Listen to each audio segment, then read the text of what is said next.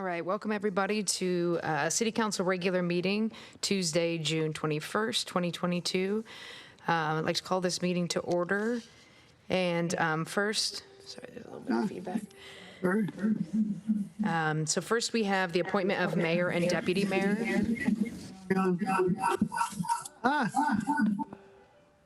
Stop it.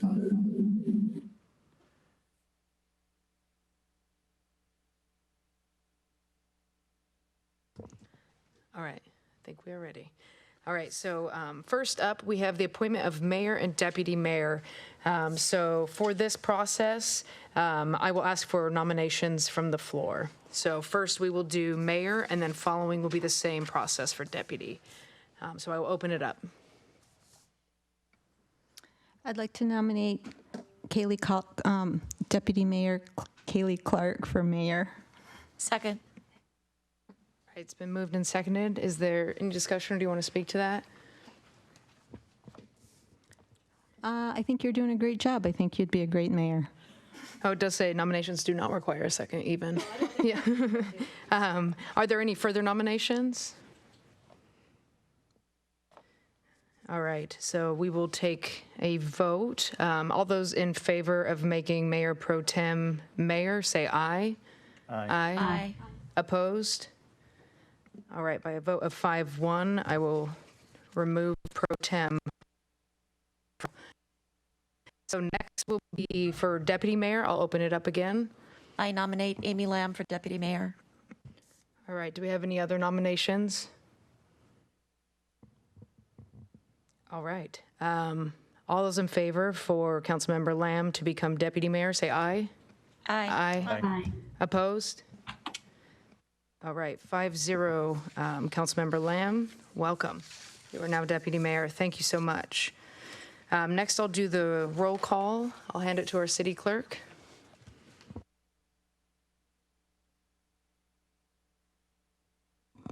Mayor Kaylee Clark, Here. Deputy Mayor Amy Lamb, Here. Councilmember Karen Howe, Here. Councilmember Pamela Stewart, Here. Councilmember Kent Treen. Present.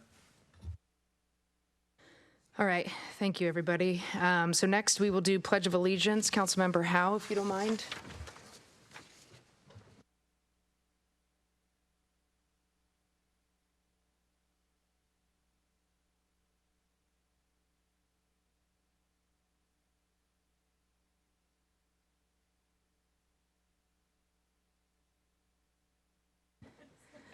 All right, thank you. So next we have the land acknowledgement statement. If anyone would like to read that. All right, if no volunteers, I will, oh, sorry, go ahead. Oh, I read it last time, but I'll read it Yeah, again. go ahead, Councilmember Lamb.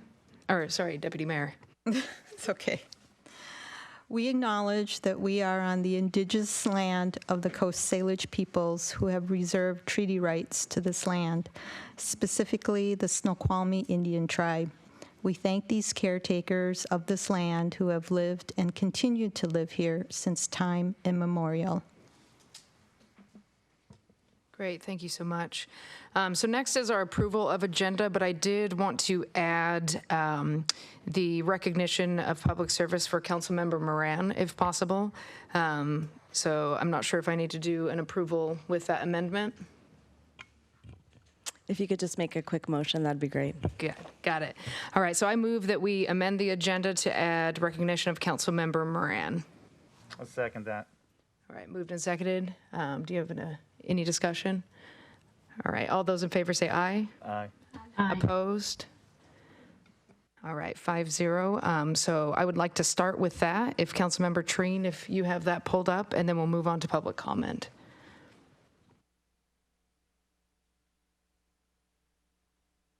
Yeah, so we'd like to recognize Karen Moran for her service to the city of Sammamish. Karen initiated the Sammamish Incorporation efforts and holds the first key to the city. Her past experience includes being a member of the Sammamish Parks Board, the Planning Advisory Board, the Planning Commission, the Washington State Boundary Review Board, King County Women's Advisory Board, Eastside Metro Transit Committee, Smith Elementary PTSA president. She's also was a commissioner of the Sammamish Platte Water. Let's see, she served as elected to the city council in 2017, served 4-year term, was reelected in 2021 for a second term. She also served as a mayor from 2020 to 2021. She served on the council's, I know it's a significant commitment, and we greatly appreciate her willingness to serve our community and the sacrifices that her family made so that she could serve this community. Biggest accomplishment, well, here, I'll just share one really quick story. Karen and I often would get together with the Boy Scout troops, and I know this is one of their favorite things to do, was to meet with the Boy Scouts and talk to them. And one of the scouts asked a very difficult question, asked a question as to, you know, what do you think is the thing that you are most proud of in your accomplishments? And Karen was really quick to just tell the young lads that leading the city during a pandemic was one of the things that she saw as a great challenge, but it's something that the city was super successful at mitigating through that. And we're still actually in some sort of a mitigation now, and look forward to the time where we can be recovering for it.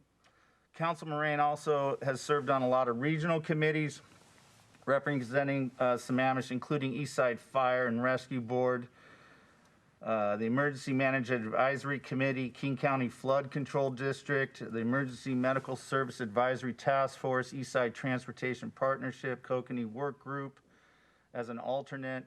She was also an alternate with the Salmon Recovery Council, has been on the PIC Committee as an alternate, and served on the Eastside Transportation Partnership as an alternate. And so, big shoes to fill, and so we'll miss her dearly, and hope her the best as she pursues her next steps in her journey. Thank you very much. Back to you, Mayor. All right, thank you so much. And yeah, thank you so much, Councilmember Moran. I know you brought a wealth of knowledge and a lot of good entertainment and very straightforward and helpful comments. So thank you so much. Next, we'll move on to public comment. So the public is welcome to attend in person or via Zoom. I have one person currently signed up to give public comment in the chambers, and that is James Eastman.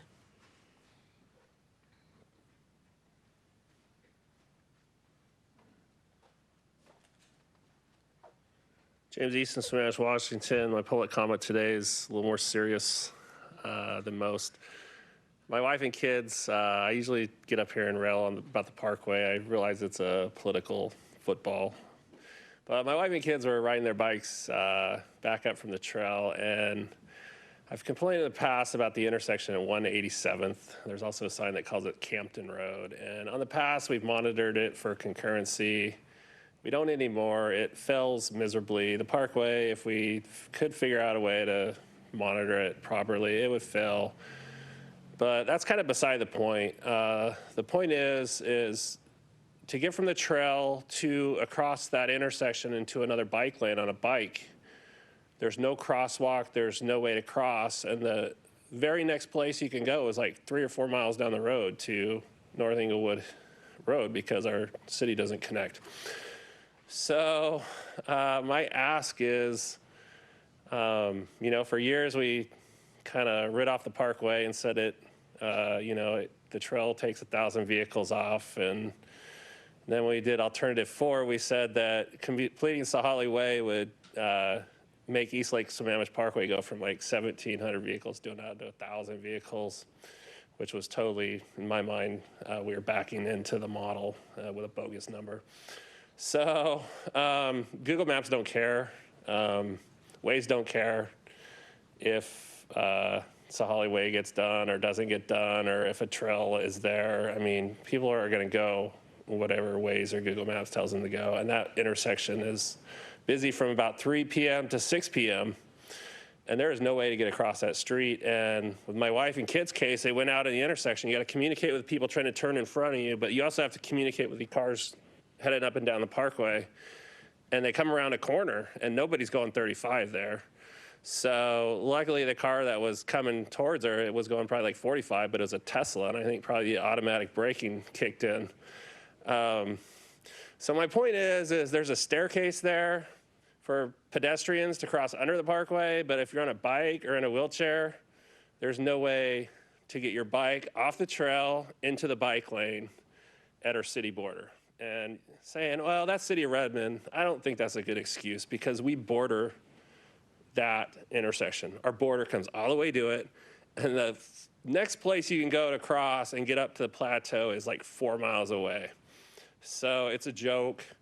If you're north of Englewood Hill Road and you want to ride your bike down to light rail or the parkway, the only way you can go is to get through that intersection. I'm just tempted to keep talking forever because this clock ain't going, so I'm not, but all right, 3 minutes. Yeah. So if we could, for way less than $100,000, we could buy breakfast with the city of Redmond every 3 months and sit down with them and actually have a discussion. For less than $100,000, we could put a ADA ramp or a bike ramp along that stairway. But to just ignore it because it's a hot political topic and not do anything down there is unacceptable. And I don't want to be the guy that says, I told you so. So thank you. Thank you so much. Yeah, sorry about that, Glock. Is there anyone else who would like to give comment inside here, chambers? All right, let us move to Zoom.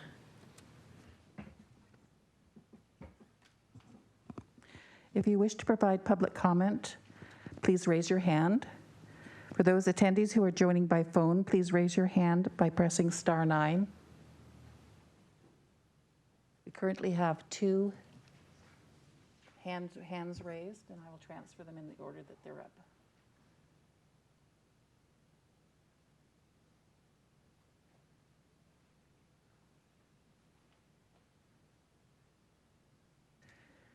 Ramiro Valderrama. Thank you. Former Deputy Mayor Ramiro Valderrama. On May 17th, Councilmember Stewart made a motion to release the city investigation for transparency and asked for release of all reports, facts, and findings. Councilmember Lamb stated the need to release the report so citizens understand why we need to separate from our city manager and for transparency.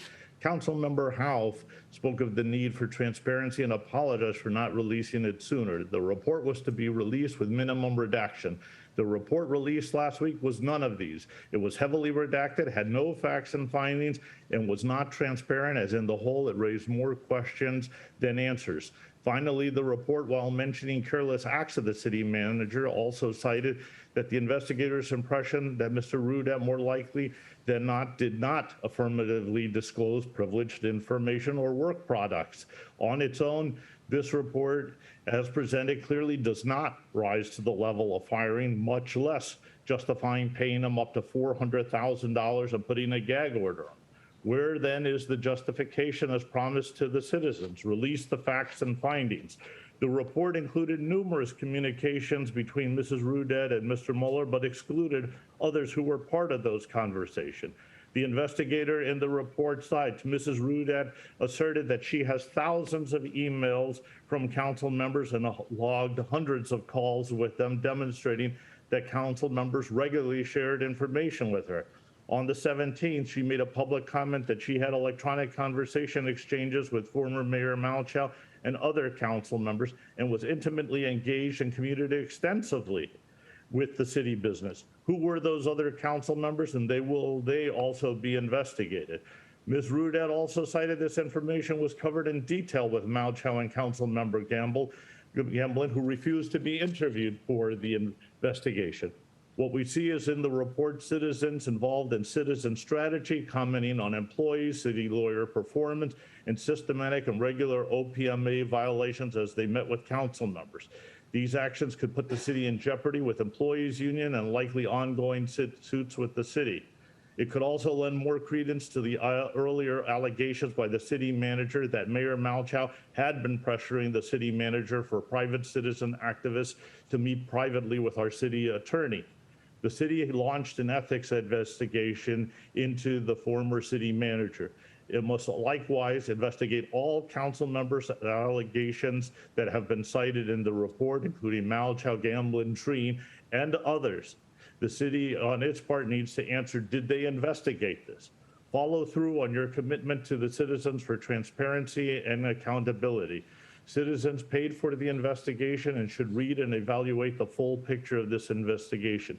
We deserve nothing less. Release the full reports, facts, and findings, as you yourselves have stated, for citizens' transparency and accountability to be served. Thank you very much. Thank you so much.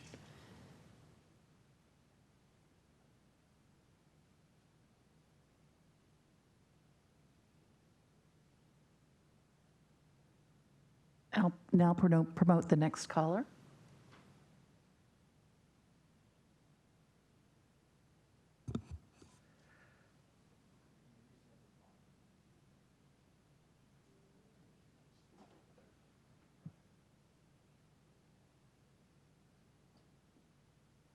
Hi, this is Mary Wichter.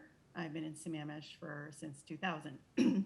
I wanted to speak on the agenda item 13. It was originally supposed to be part of the April 4th council meeting, but got pulled off, so it's coming back tonight. It's on stormwater policy for private and public areas. And I would ask that the city council, all of you, support option 1, which is to look at these and support these. I did send in a written public comment. One of the slides is behind me. You can see on that side, you can see where the street with the 2 arrows goes up and down, and it goes all the way to Lake Sammamish on the left. And those arrows point to a specific culvert that goes to where the yellow highlighted house is. That house is having stormwater directed at it. And if you look at the elevation contours that I've got in the map, they're very close together, right where that puts. So there's a culvert there that directs water onto a steep slope. And I also sent in my packet the critical areas. There's landslide hazard areas below it. It's in a no disturbance area, which is part of the erosion hazard trio with erosion hazard near sensitive water bodies. A lot of development has happened in here. The public street is actually 207th Avenue. And then you can see on the other side by my ear here, that's other stormwater that it could connect to. So what you've got is you've got no stormwater on a street that directs to a house, and then a stormwater gap. And this is the type of thing that desperately needs to be fixed in our city. It doesn't actually occur a lot of places, but this one actually occurred in 1964 when I was 3 years old. King County actually knew there was a problem, so they put that in, and it really needs to be dealt with. And just for your information, drainage was not a word that was invented or required until, well, it was 1969 through 71. They kind of had an idea and they had recommendations, but it wasn't required until 1977. So anything before that is a historic plat. Inglewood is one of them, and we really need to serve these areas. The other way to put it is King County let a lot of houses develop in this area. The city has allowed houses to develop in this area. There's a lot of septics in the area, which are also putting water into the ground, and there's not sewer everywhere. So you've got a lot of development on very small, constrained lots, and Inglewood was actually platted in 1889 while Washington was a territory, and you just don't have the infrastructure there. So to just say, oh, we're not going to do it, or we're going to let King County do it, that's not fair. There are ways. So on page 350, there's 3 different ways you can fix it. One is when the city does do work in an area, you need a legal easement. Sammamish Plateau Water actually in Inglewood actually pays for them a reasonable amount, because sometimes it's shorter and there's more benefit to cutting across between 2 places, like right where this house exists, instead of going around or pumping it up or pumping it around or just not having a connection. So the easement may or may not be free, but you do need to have a public easement, and the city has covered that before as of 3 or 4 years ago. Also, there's a comment in there about there's a lawsuit or a settlement that was done with Tamarack owners. I was part of that because, again, we have an area that there's water that comes downhill, has nothing to do with this. It's other people's water. It comes through our area. The city put in a temporary fix, and we ended up suing because of the time frame. Thank you so much. But the city doesn't want to deal with it. So it's not a precedent for fixing anything. We need to do the policy. I hope you'll adopt it tonight as option 1 and be able to move forward. Thank you so much. We have one additional Zoom caller that I'm going to promote.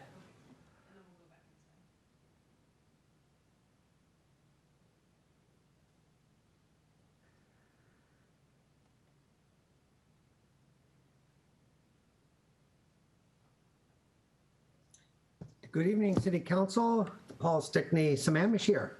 Have some comments mostly on stormwater today. On your consent agenda number 6, turned in a couple of questions and observations about that.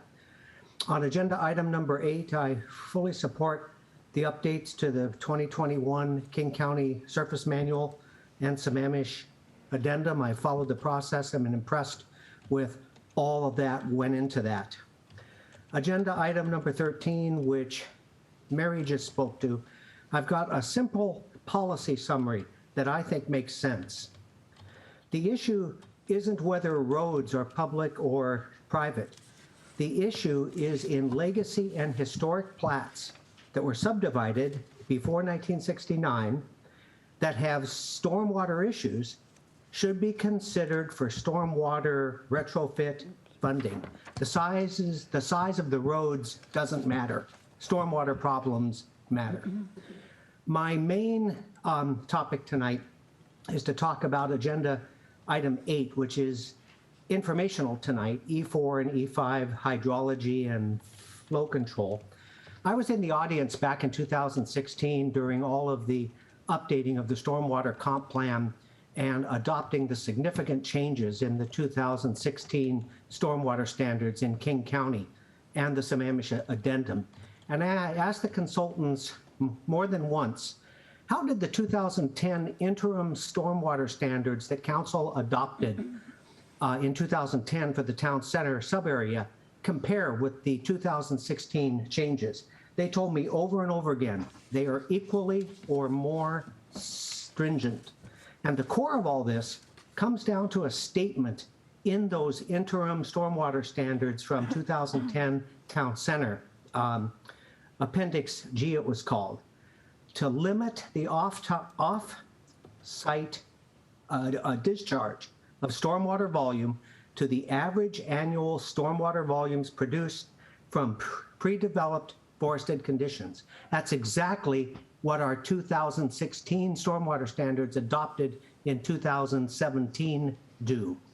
So what happened when we adopted those is citywide, our standards became equal to the town center. Anyway, I put some real good comments in my opinion here for your consideration. And the summary is I just don't think more stringent requirements than we have currently adopted make sense. I'm a realistically environmentalist that accepts the data, uses common sense. And on the city manager report, I would just ask that what's been released to get re-released with fewer redactions. If there is an 80-page report, share that also. And lastly, all the facts and findings should be released. They've been paid for with public funds, and that's just All right, the data. thank you so much. Okay, Thank you.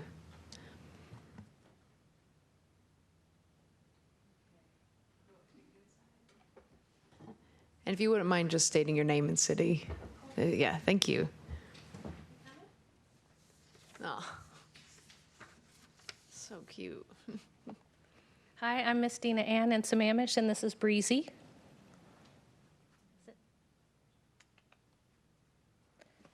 Longtime listener, first-time speaker, so thank you for your patience with me. I'd like to address impact fees and a portion of comment on our community roadway conversation from a previous session.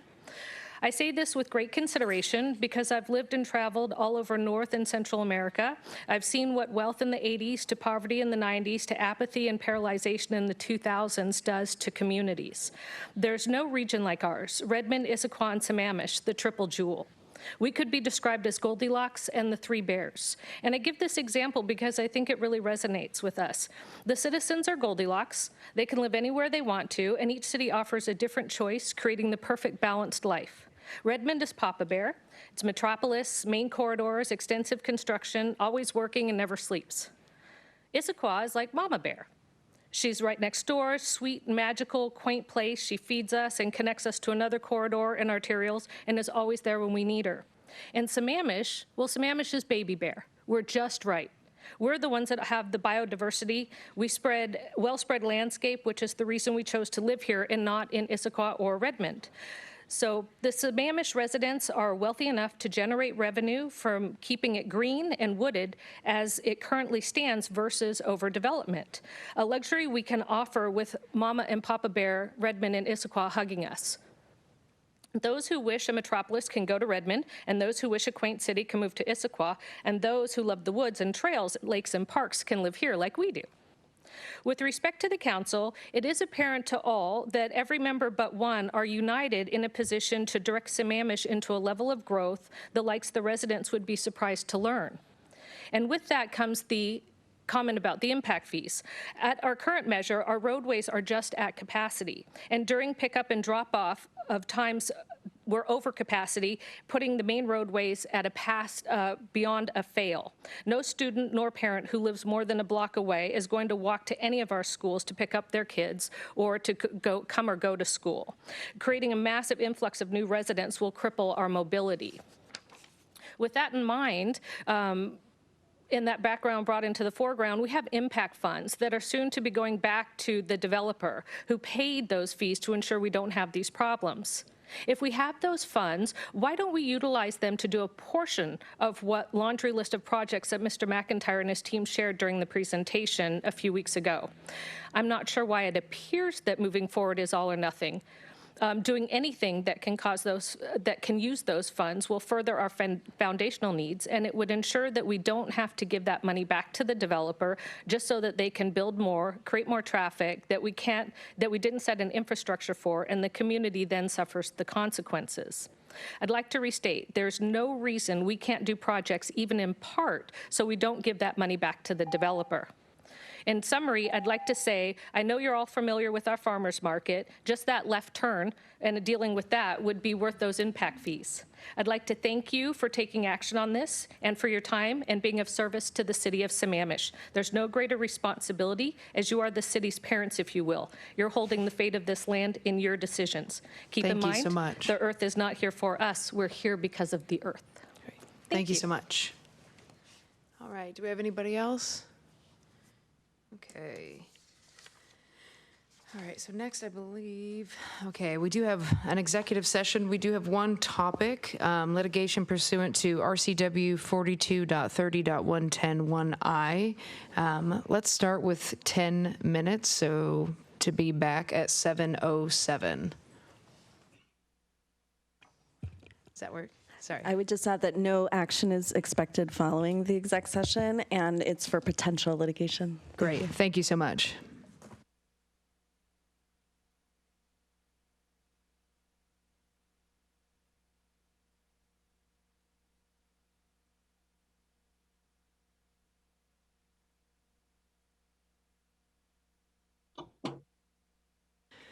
All right. Thank you. Thank you for catching that too, Carrie. I did also want to mention, I failed to at the beginning, that Councilmember Stewart is remote because of COVID exposure. Hopefully you're still staying healthy and you'll be able to be back next week. Sorry, I forgot to mention that. So next is consent calendar. So I'll open it up for approval. So moved.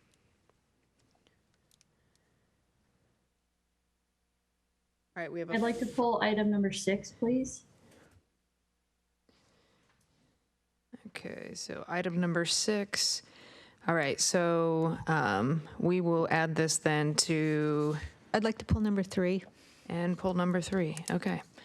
3 and 6. All right, so let's move consent to new business. And then do I need to do anything with Councilmember Treen's vote or motion?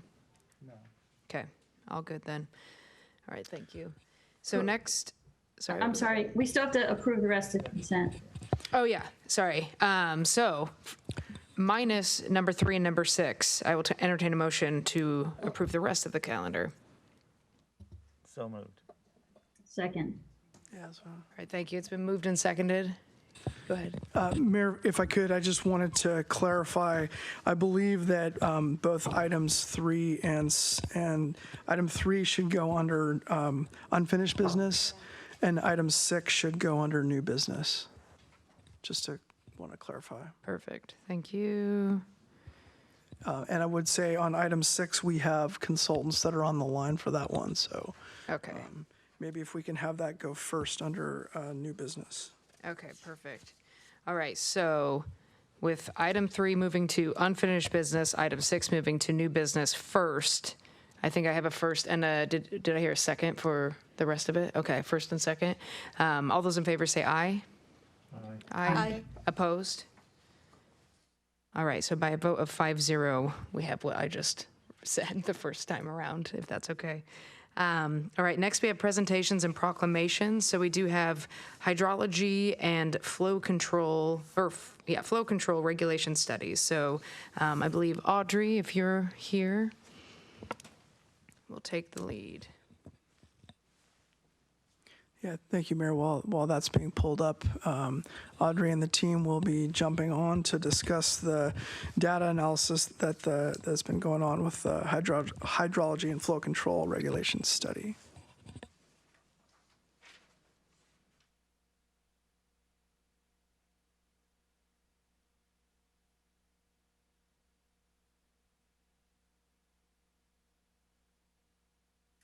Good evening, Mayor, Deputy Mayor, and Council. While we're waiting for our project team to come on board and introduce the item, this evening we're providing a presentation on the hydrology and flow control regulation studies.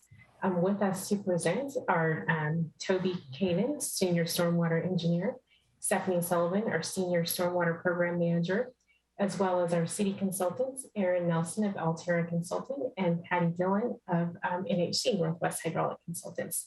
And we'll all be available for questions as they come up as well. Thank you. Without further ado, I will turn it over to the project team to get going. All right, we're busily trying to share screens here.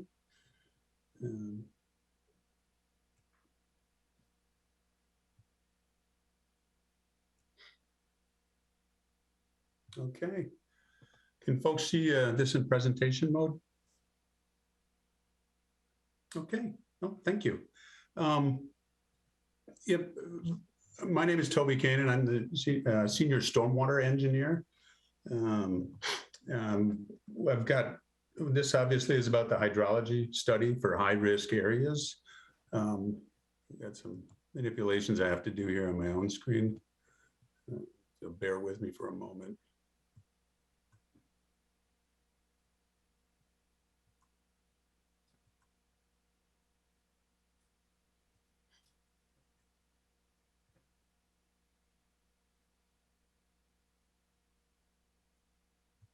All right, here we go.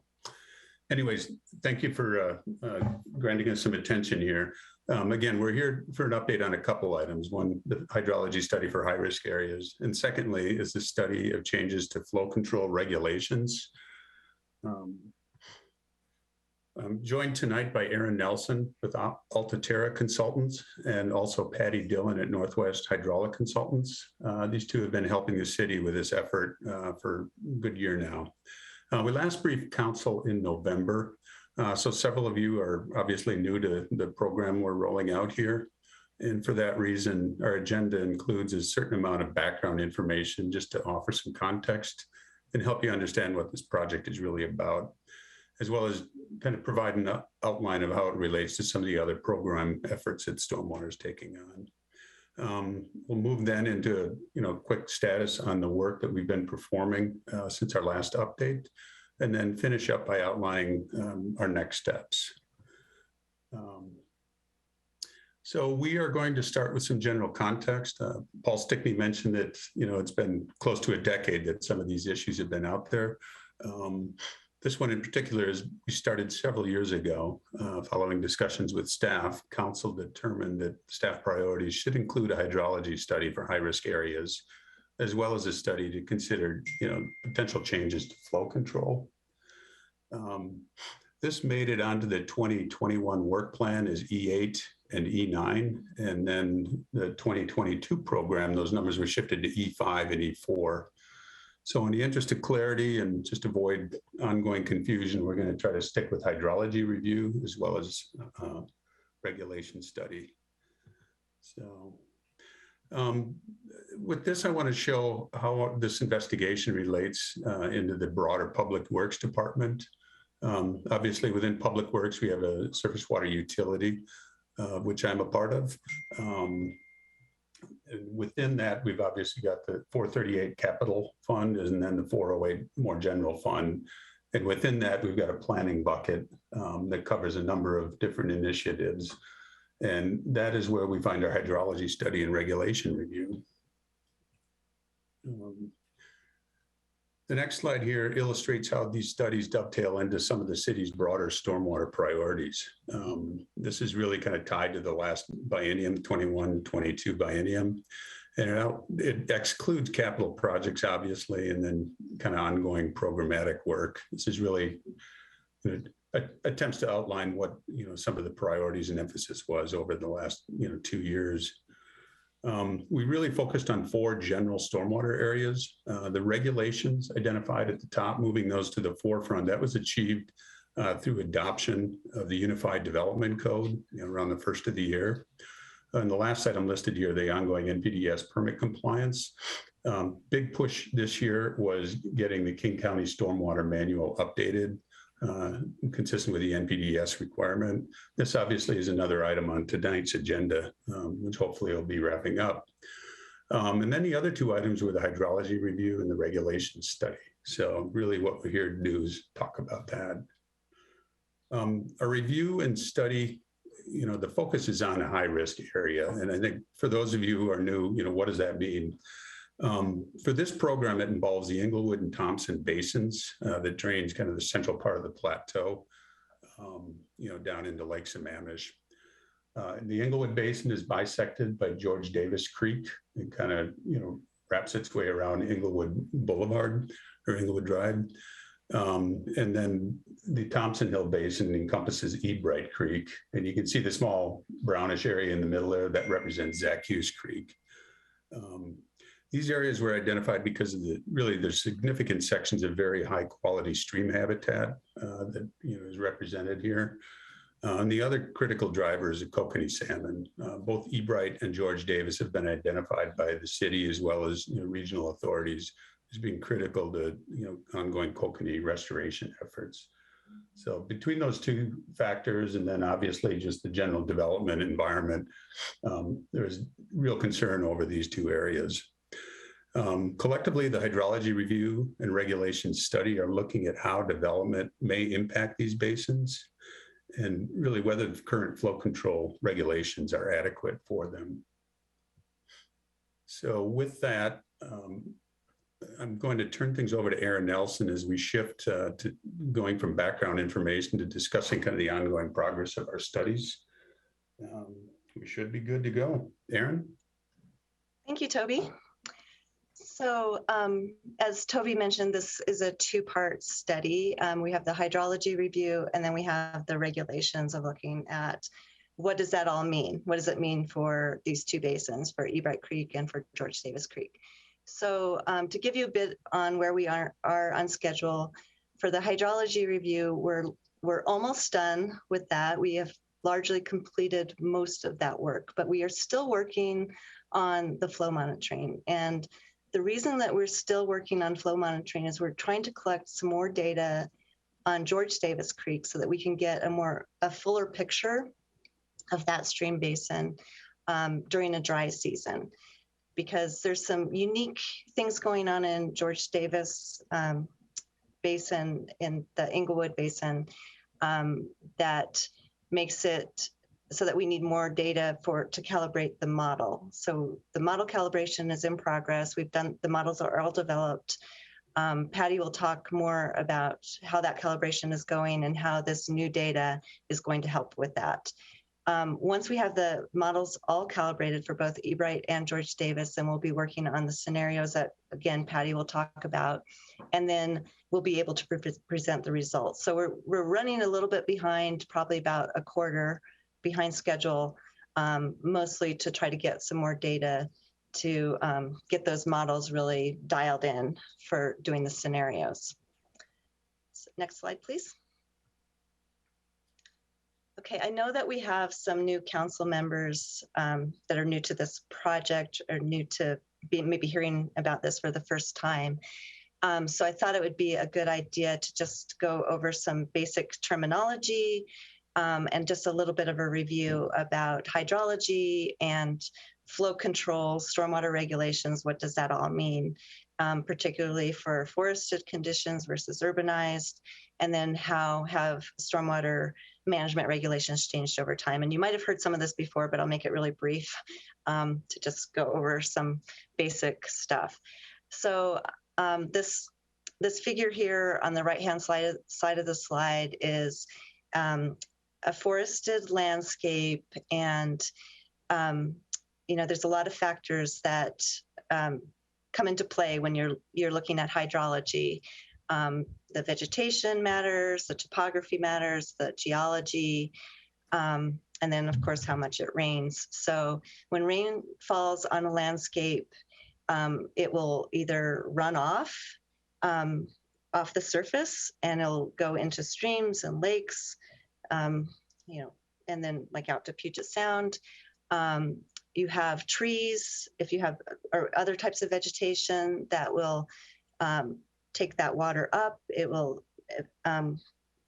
go back into the atmosphere as evapotranspiration. Depending on what the geology is and what your soil conditions are, you have infiltration into the ground, and then you have water that will flow in the subsurface as down into groundwater aquifers. So you have, subsurface water as well. So that's kind of your basic hydrology, especially in a forested landscape. So now I'll talk about what urbanization does to it. Next slide, please, Toby. So the difference between a natural system and an urbanized system, there's some key characteristics, like the natural system I just talked about. When you have a lot of vegetation, you have higher infiltration, you have more uptake by plants and evapotranspiration, and then you have lower runoff generally in a natural system. An urbanized system, it behaves more like the desert Southwest, where it's really, you have hard surfaces. When it rains, a lot of rainwater runs right off the surface into your streams or rivers. You don't have very much infiltration because it's really hard, and there's not many plants, and so not much evapotranspiration. So our stormwater regulations have really evolved to deal with urbanization and to try to mimic the natural system, so to try to prevent what happens in an urbanized system from impacting us as humans for flooding, and also from the aquatic habitat. So next slide, please. So some of the regulations, regulatory advances that have occurred since 1990. So before 1990, the stormwater regulations were largely just to prevent flooding. So they were designed just, for really large events, like really large rainfall, just try to prevent flooding. Then in 1990, the flood protection was expanded for smaller storms. So what this meant for detention, like the detention ponds you see in the landscape, they just got a little bit bigger. Also, water quality requirements were introduced in 1990. I'm talking about Northwest stormwater, obviously, regulations. In 1998, we realized, as a scientific body, that streams were getting impacted as well from stormwater, that even from the smaller storms, that there was a lot of erosion occurring. And so there were stream protection standards that were introduced, so the detention ponds got even bigger. 2009, there was a move towards low impact development or green stormwater infrastructure. And it was incentivized at first in 2009 in the regulations, and then it was required in 2016. So what this means for detention changes, they have detention ponds or vaults or whatever kind of stormwater management technique you're using, have grown a lot over the years, like threefold increase. Next slide, please. So one of the tools that is required and needs to be used really is low impact development. And one of the commonly used techniques is are techniques that get the water back in the ground. So infiltrative techniques, and that also have vegetative components. So the places where these work best are where you have really good soils. They're influenced by the geology, and where you can get, good plant growth. There's other types of LID that in the toolbox as well, and that's, minimizing your impervious surfaces when you're building, cluster development. There's a lot of other techniques, but as far as a stormwater management technique after something's built, it's mostly this type of vegetative systems that get the water back in the ground. Next slide, please. So for Sammamish and for looking at Ebright Creek and George Davis Creek, what this means for these two basins is there's this cross section here shows the plateau, and it shows the different geologic conditions from the top to the bottom. And it kind of shows you what types of conditions you have. At the top, you have very, very hard soils. You have glacial till, and that's where you have a lot of wetlands because the water just doesn't infiltrate very well. So that's where you get a lot of ponding of water. It doesn't go in. It does go in, but very slowly. And then as you move down the basin, the two basins, then you have more gravelly soils, it's outwash materials. And this is really great for infiltration. You get a lot of storage, water storage in this area. And in the George Davis Basin, you get a whole lot of storage. In fact, the stream pops out, intersects here. Sometimes it's not even flowing because it's dry, because you have to wait until the kind of the shallow aquifer fills up in the winter, and then the stream starts flowing. And this is one of the reasons that we need more data to calibrate the models for George Davis. And then lower in the basin, you have perennial flow. These streams are flowing year round, and closer to the parkway out to Lake Sammamish. So where you have the intersection of the aquifer. So that just kind of describes what's happening in these two basins in Sammamish, how the geology plays a role, and then thinking about what kind of stormwater management techniques you can use at different parts. Next slide. I think we are ready for Patty. Good evening, everyone. Thanks, Erin. So this first slide, a little bit of a rehash of what Toby and Erin have talked about. Just our ongoing flow monitoring.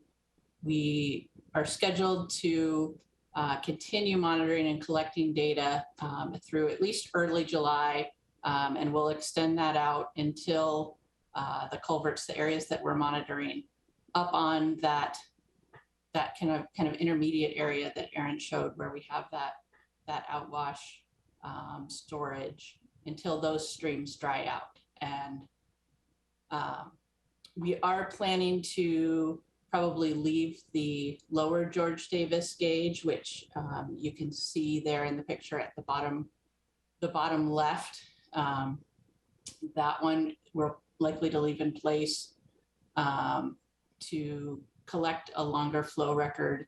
And obviously the city has multiple projects on George Davis Creek that may be useful for. Next slide, please.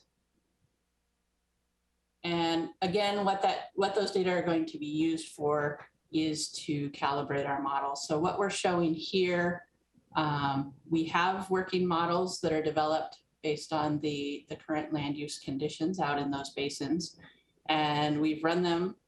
These are continuous models that run over a long historic record of precipitation, which is basically our preferred and our best hydrologic modeling technique for this climate, because we tend to get storms that stack on top of each other. And unlike stormwater regulations in a lot of other areas, a design storm, say a 25-year design storm, does not necessarily generate a 25-year flow.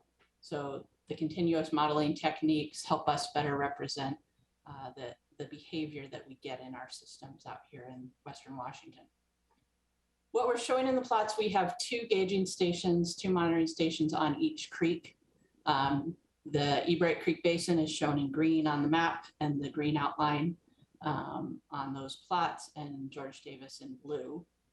So for each creek, we have an upper station, which is not up on the cap of the plateau, but kind of in that intermediate area where we see those strong groundwater interactions and infiltration of stream flow. And then we have one down near the mouth. And what we see on these plots, the black lines are observed flows. So that's what we're getting from the monitoring data. For Ebright Creek, we actually have a longer record. King County collects data down at the mouth of the creek by Lake Sammamish. And then the green traces are what our model is simulating. So this particular period, we're looking at December through mid-February of this year. The model's doing on Ebright Creek is doing an excellent job down at the base, and a pretty good job up in the midstream area.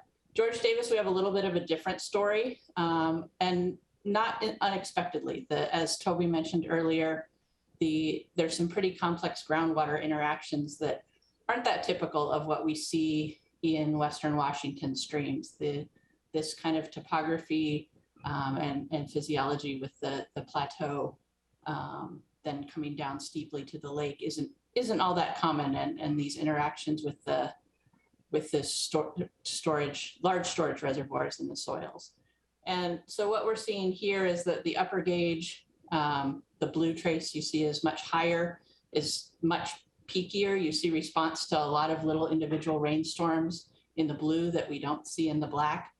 And sorry, that's down at the mouth. The upper one, we do see those responses to rainfall. We aren't getting enough water in the model right now at those locations. And so what we need to do with the model is make adjustments to capture those higher runoff conditions in the upper basin, but then soak that back in such that we can get those much more limited flows down at the base. And it's important, again, to get that dry season flow, because that pretty much everywhere comes straight from groundwater. So if we can nail that down, then we can work backwards through the other components of the flow. Moving on to the next slide. So once we get these models calibrated, which we're looking at probably early fall for that, another month or so of monitoring and then the calibration. And then we'll be evaluating several different modeling scenarios. And this is really one of the advantages of a model for this type of work, is that we can play around with what the land surface looks like. We can play around with what we're doing with stormwater management and actually get a quantitative sense of the impact on the streams. So we're looking at existing conditions. That's what we've been modeling so far. We will develop a forested or reference condition land use scenario. The current stormwater flow control standards are trying to replicate essentially forested pre-development conditions hydrology. So that's what a lot of the targets for those stormwater standards are based on. And we're also going to be looking at a future build-out scenario where using the developable lands data that the city has already developed for previous studies, we're going to look at what the land surface looks like under build-out. We'll look at if that build-out occurs with current flow control standards. We'll look at the differences in the response and the flow to the streams under the 2010 interim standard that was previously applied to the town center area. And then we have the flexibility to look at other scenarios if the data suggests that there's more information that we want to get from that. And then the other aspect of this that we are going to be looking at is climate change effects. So through work done by University of Washington and King County, we have long-term precipitation series that represent the projections of the global climate models for some of those different greenhouse gas scenarios. And so we can apply those and look at what the changes in rainfall, the most notable in this area are an increase in the frequency and intensity of storm events, and see what impact that has on stream flows and whether there are changes to stormwater regulations that might be considered to address some of those impacts as well. So the steps in the scenario analysis for each of these scenarios will evaluate and compare the level of stream protection provided by each management scenario. We'll assess the need for further actions. Is there adequate protection for the streams with what's being done now, or are there gaps that we want to look at? And then identify potential alternatives to address any of those gaps that we identify. Next slide. And we're back to Toby. No, thank you, Patty. No, I did want to circle back to our broader schedule. I know there's, some concerns about timing and what have you. But I think it is important to see how this ties in with, the broader effort, as well as, what our next steps are. As I mentioned before, the city did adopt the Unified Development Code at the beginning of the year. That's the first bar on our schedule here. And then the last one, that adopt the city manual and city addendum. Again, that's in front of the council tonight. So we're looking forward to that occurring as well. Our hydrology review, as Patty noted, continues. We're committed to extending our monitoring work, into an established dry period. So we really do get a good sense on how that big sand layer reacts over time, how that thing, really informs the stream flows. It's the goal again is to get those blue lines and black lines to coincide. That'll ultimately give us the best information that we can. So we've, made the decision to kind of push the end point of our work back, 2 or 3 months to ensure that we do have good data. Within the regulation study, then we'll once we do get that dialed in and our calibrations completed, we'll tackle the simulations that Patty outlined, and the expectation that those will be wrapped up, I'm thinking, by the end of September, beginning of October. After that, we're going to tackle just documenting the results, compiling all this data, and explaining the modeling scenarios, kind of unpacking what those things really indicate. We'll go over that with leadership, and then ultimately that'll culminate in a presentation to council. We've allowed for that kind of last process, if you will, to go about 3 months. I think that reflects that we know there's budget decisions that have to happen, and we want to have the flexibility to slot in a presentation and a meaningful dialogue around those discussions as well. So after that, that kind of concludes, if you will, the contract work that Altaterra and NHC are supporting. After that, it kind of becomes a staff and city council decision-making process. I anticipate having a dialogue, whether it's one-on-ones with council members or, another presentation, but helping, folks unpack really what we've put together, and then, make some decisions on what direction you ultimately want to go. That, it could take 2 weeks, it could take 6 months. For the purposes of a schedule, I've shown it as 6 months. Just to kind of illustrate what that could represent. And then finally is the next steps. And those are the items that, the steps we'll take to implement, whatever recommendations council makes. And again, that's kind of a new contract for a consultant if it involves additional, detailed engineering or that type of thing. Or it could be more straightforward things that staff tackles. But those are kind of to be determined through this decision-making process. One of the steps I know, the next steps that folks have been interested in, and it really motivated in part, this final, the program as a whole is, what happens, how would we go about implementing more stringent regulations? If we find that that's necessary to protect these resources, how do we go about doing that? Well, the consensus is this is going to look an awful lot like any other code amendment. And for illustrative purposes, I borrowed a slide that Stephanie developed, and you should recall from her presentations with the manual adoption, because the process is really quite similar. And we do have to go before the Planning Commission, conduct open houses and public outreach. This does have to go before the State Department of Commerce. There's an environmental review that's necessary. Then ultimately council has to, go through a process of adoption.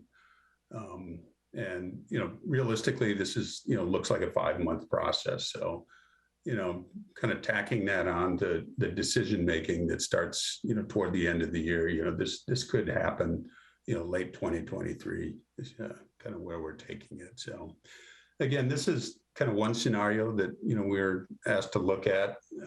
Again, there's any number of them that could make sense. We'll wait on the data and the modeling to indicate what is the best option and, report that to you. But this concludes our formal presentation. I don't know, folks, I'm sure have questions. Welcome that at this time. So we'll turn it back over to Audrey.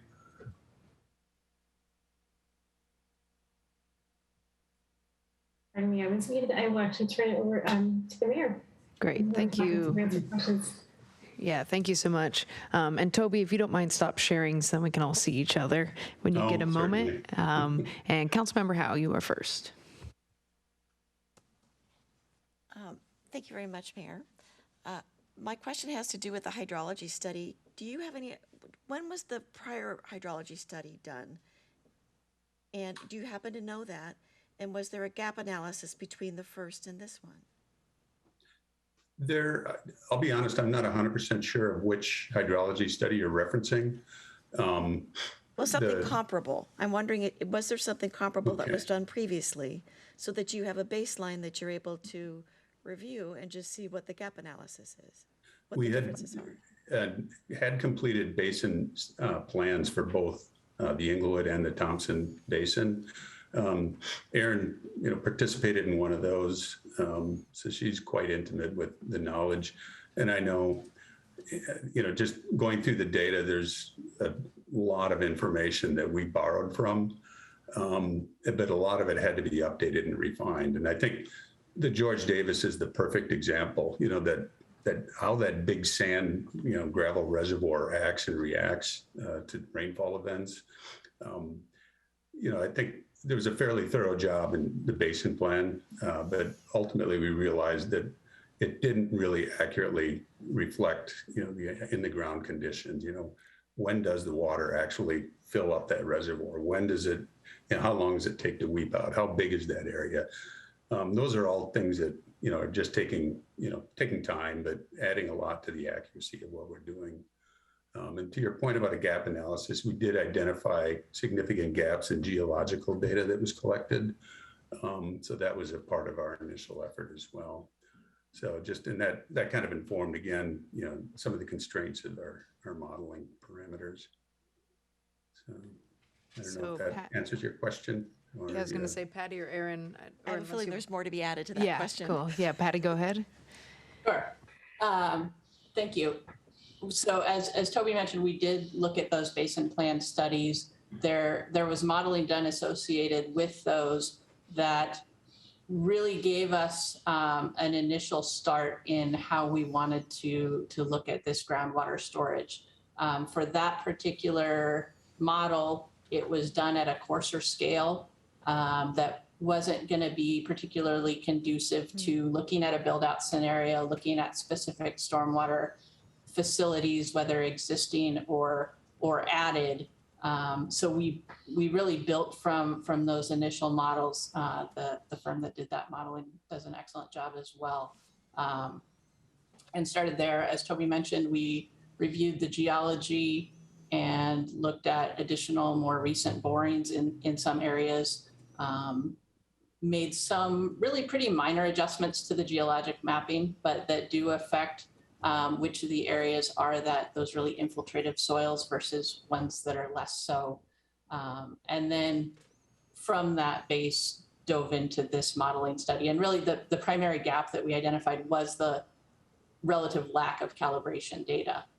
Because this is so different than a lot of other streams in our region, we really wanted to make sure we had the local data that these models weren't just going to be kind of Western Washington stream models, that they were going to be George Davis and Ebright Creek and appropriate for looking at the issues in these particular basins. And Erin, did you have a follow-up for that? I'm not done. Yeah, I just wanted to say that basically it was, Patty pretty much covered it, but yes, that the models were not calibrated to the level that they are today. And so that was the primary gap, was having that data to back it up, and especially with George Davis, because there was a lot of assumptions made with George Davis because of the tricky geology. So that's that where is the so gap helpful. was. Thank you for that. I also, does that mean that the models that you've created potentially have lifespan, that they could be potentially used as in the future? Or is it something that you have to start over again every time we do a study like this? They should be able to be used in the future. Okay. The big thing that changes, I mean, we could always learn new information about the geology, but we think we've got it pretty well nailed down now. So the big differences are what kind of changes in development and stormwater management may occur in the basin. Okay. So it would be primarily refined. I think it would be refinements to particular areas of the model, not having to start back over and rebuild something. Excellent, thank you. I have one last question. It has to do with what you've learned in terms of the water. What contaminants are in the water? Is that something that you also study as part of this? So, and I was just curious if that was documented before and then now, to see just what the difference is. Or is that a different study altogether?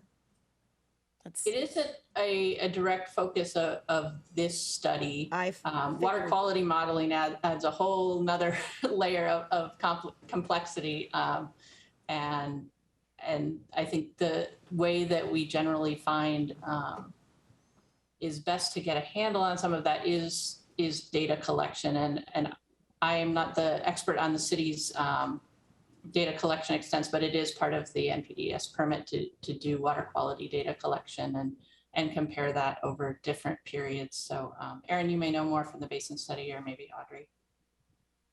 Yeah, I'll just add a little bit that anything that was referenced in the basin plan was water quality data that the city had collected back in 2009, 2010, when those basin plans were developed. And so I'm not sure where the city is at with collecting water quality data in either of those streams. So I can't comment on that as far as any differences. So Toby or Audrey would have to talk about that.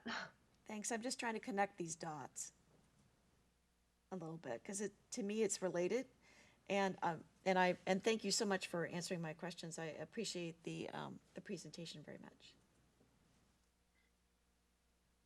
Yeah, the city, I can report, has, I think, 4 discrete water quality monitoring. One obviously is just the swim beach program. Then we've got the small lake program, which is a more in-depth, general lake health study. And those are both conducted by King County under contract through our interlocal agreement. There's a similar program associated with some of the upper areas within Ebright Basin, that those were ultimately offshoots of agreements reached with specific development projects to, monitor water quality, associated with some of their impacts. And then there is a broader stream monitoring that it is spotty. You can always get more data. We can always get better data, but at this point, that's one of those long-term horizon things, and try to pinpoint, where we can best devote resources to doing that. But yeah, to your point, this study was geared primarily to the quantity side, because that has been identified as such a significant impactor on streams in terms of erosion, in terms of, just changing stream dynamics and what have you. And really just making sure there's water in the stream for the fish. That's kind of what, where the focus on quantity was. But yeah, I think the discussion on water quality and sampling and monitoring is, that's a good one to have, at some point. Well, yeah, I think part of it's just because I'm on a different board that's been looking at PFAS. So, I look at that and just wonder, okay, so what's the trend line on this? Is it starting to have an impact that we didn't anticipate? So that, I really appreciate you going into depth for me on this. It really helps. Thank you. Yeah, oh, certainly. Thank you. All right, Deputy Mayor Lamb. I'm interested in the climate change impacts. Are there specific questions you're asking or specific types of data that you're looking for? I'm going to turn that one over to Patty, who's, a resident expert. Sure. I think the main question that we're looking at for this study is, so we have a pretty good handle through regional efforts, obviously a lot of uncertainty, but in what our expectations are for changes in precipitation. And we have the tools to develop precipitation data that we expect to be representative of conditions in mid-century, end of century. What are the changes in those patterns? And then how is that going to drive changes in flows? And then the implications there are do we need to do more or different things with stormwater management to keep those impacts from affecting the stream significantly? And there are larger questions too, is in terms of how much of this is natural process that we need to allow the streams to adjust to it, and how much do we try to control to a current standard. So I think where we're looking at in this study is, what do we expect those differences in flows and flow patterns to be if we were to try to manage stormwater similarly to how we're doing it now? How much more detention, how much more infiltration area would we need to hit those targets? And then we have a basis for information looking at some of those bigger, wider questions. Thank you. Councilmember Stewart. Yeah, thank you. Along similar lines, I just wanted to understand, since you did a great job answering the climate change effect scenario. For the other scenarios, could you just give a little bit more background? Like when you talk about existing conditions versus a forested reference condition. Actually, can you talk about those two first, and then we'll talk about the build out ones, if you wouldn't mind? Sorry, trying to find my button on my mouse to unmute again. So existing conditions is what it says. It's the conditions on the ground now, and that's in terms of the extent and types of development. And the way that is represented in our model is essentially we have impervious land cover, we have forested land cover, and we have essentially what we represent as grass, but a disturbed but still pervious land cover. And we also have, in some parts of the city, stormwater facilities, particularly newer development, that have been designed to do more than just some limited peak flow control. And so we're in the existing conditions model, those larger, newer facilities, kind of those post-1998, if you recall back to Aaron's discussion of the evolution of the stormwater standards. We are representing those facilities in the model because we expect that they do have an impact on runoff from those areas. The forested scenario, we essentially go back and we change all of our land cover to forested conditions. And so forested land cover, we're assuming undisturbed, basically undisturbed soils, the very strong vegetative feedback that Aaron illustrated on the hydrologic cycle slides earlier. So what you can best estimate would have been the condition prior to human disturbance and development in the basins. And so what those streams over the much longer period of geologic history, what they would have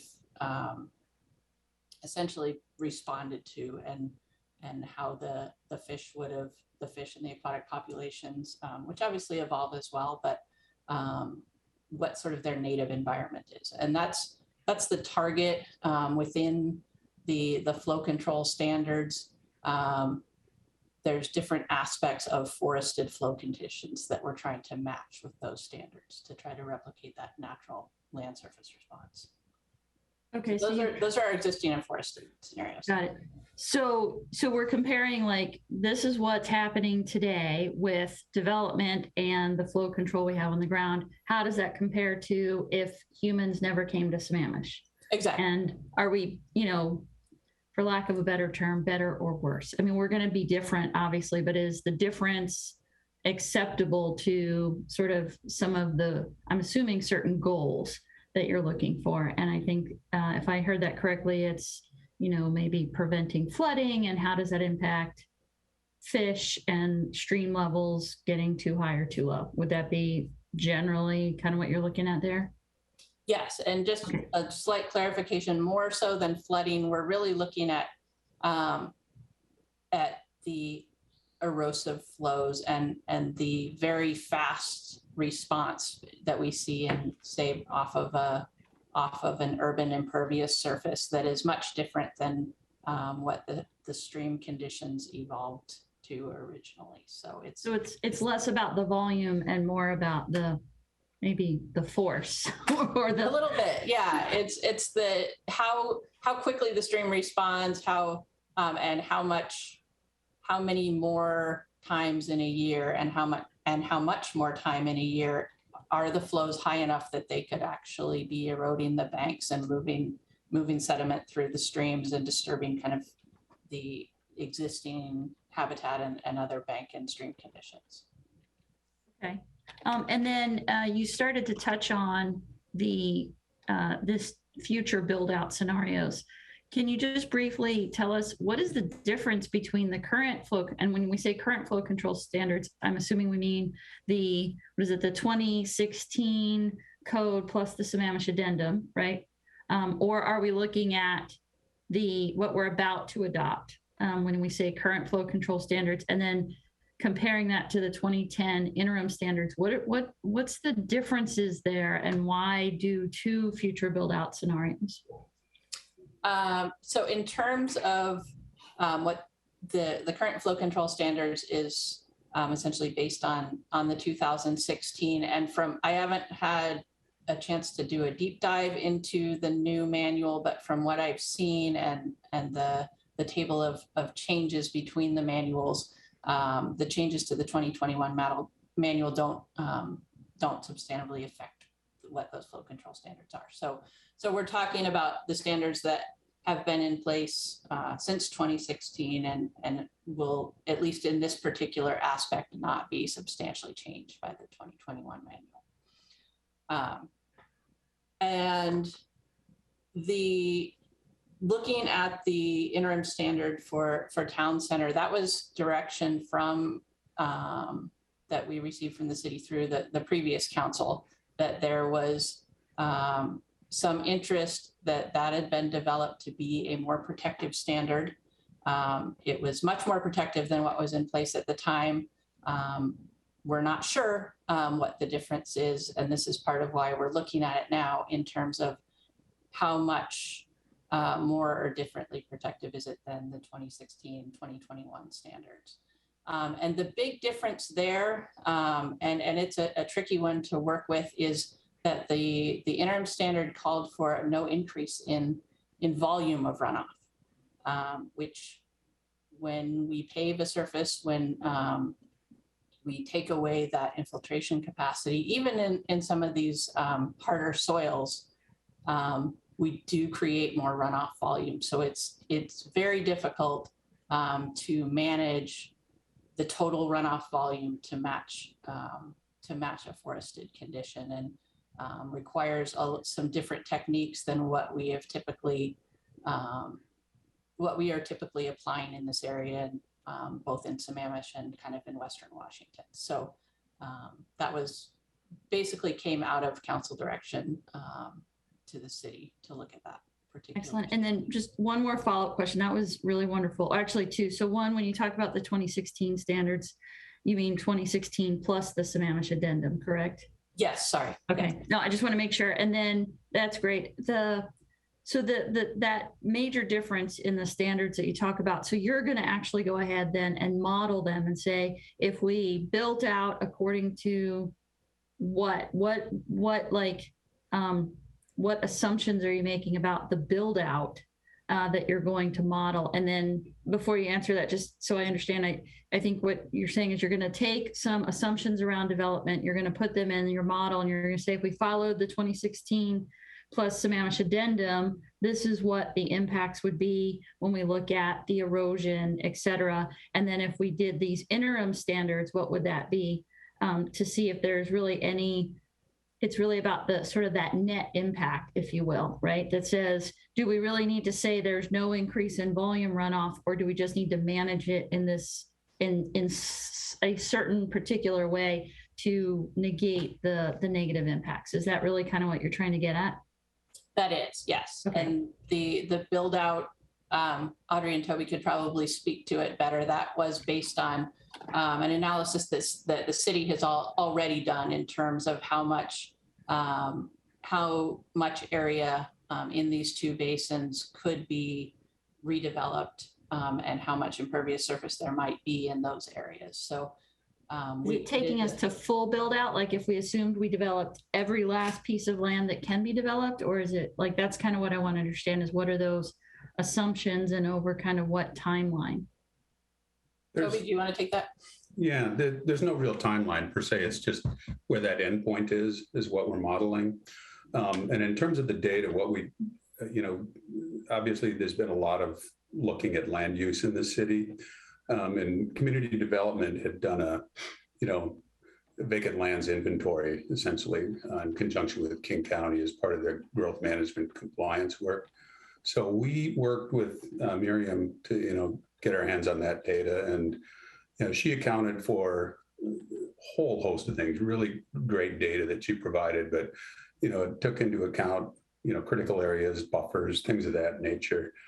So all those were deducted, but and there's essentially a formula in there that she utilized to identify this is ultimately a buildable lot or this is not a buildable lot. For example, if it's a big piece of property unconstrained by critical areas, the assumption is it's developable. So all those things are kind of baked into the data, and what Patty ultimately did was translate that into how much impervious surface is created in that condition. So that was a big part of the model development, coming up with those understandings. And a shout out to community development as well. Greatly helpful. Very nice of you to appreciate your partners there. It would be interesting offline. I don't think this is critical here, obviously, but offline, just to get that information, Mr. Interim City Manager, just to understand how does that compare to what the growth targets that we're actually looking at, how does that compare? Like, are they about the same? Are we assuming a lot more, just to really get at least for me, that gauge, right? Is it a small percentage of what can be there? Are we assuming all the stuff that can be there? And what are we planning to do over the next 30 years? I would love that. Thank you. Oh, I'm sorry. One last question, if I can squeeze it in. Do we have any reports, as you guys have been collecting your data, any reports of any flooding incidents that have been caused by anything in the city today that have been developed under the 2016 standards? I'm not aware of any off the top of my head, but yeah, it's, a lot of the projects that were undertaken in 2016, such a long flywheel effect of development. A lot of those haven't even been constructed yet. So it's pretty early, pretty early to see what that really looks like. All right, cool. Thank you so much. Appreciate it. Yeah. All right, thank you. Councilmember Trine, do you have anything before I go? Thank you, Mayor. First, hey, thank you to the consultants and Toby and the team for putting this together. I know this has been going on for quite some time, and I don't even have a question because they've been asked, but keep collecting the data and bring it back to us as soon as possible.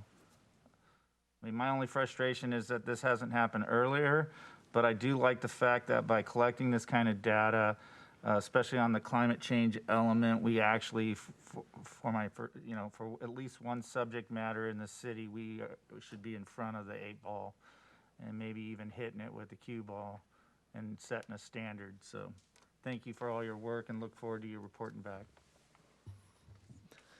All right, thank you. I just have one question. I'm struggling to, I just keep hearing, we have very stringent stormwater code as it is, like more stringent than, say, our neighbors.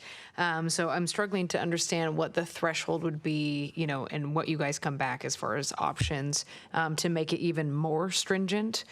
So I'd really like to know if you just have anything to offer. I know you'll come back with several options, but I'm struggling to find, where that is and what, pros and cons are of making it even more strict.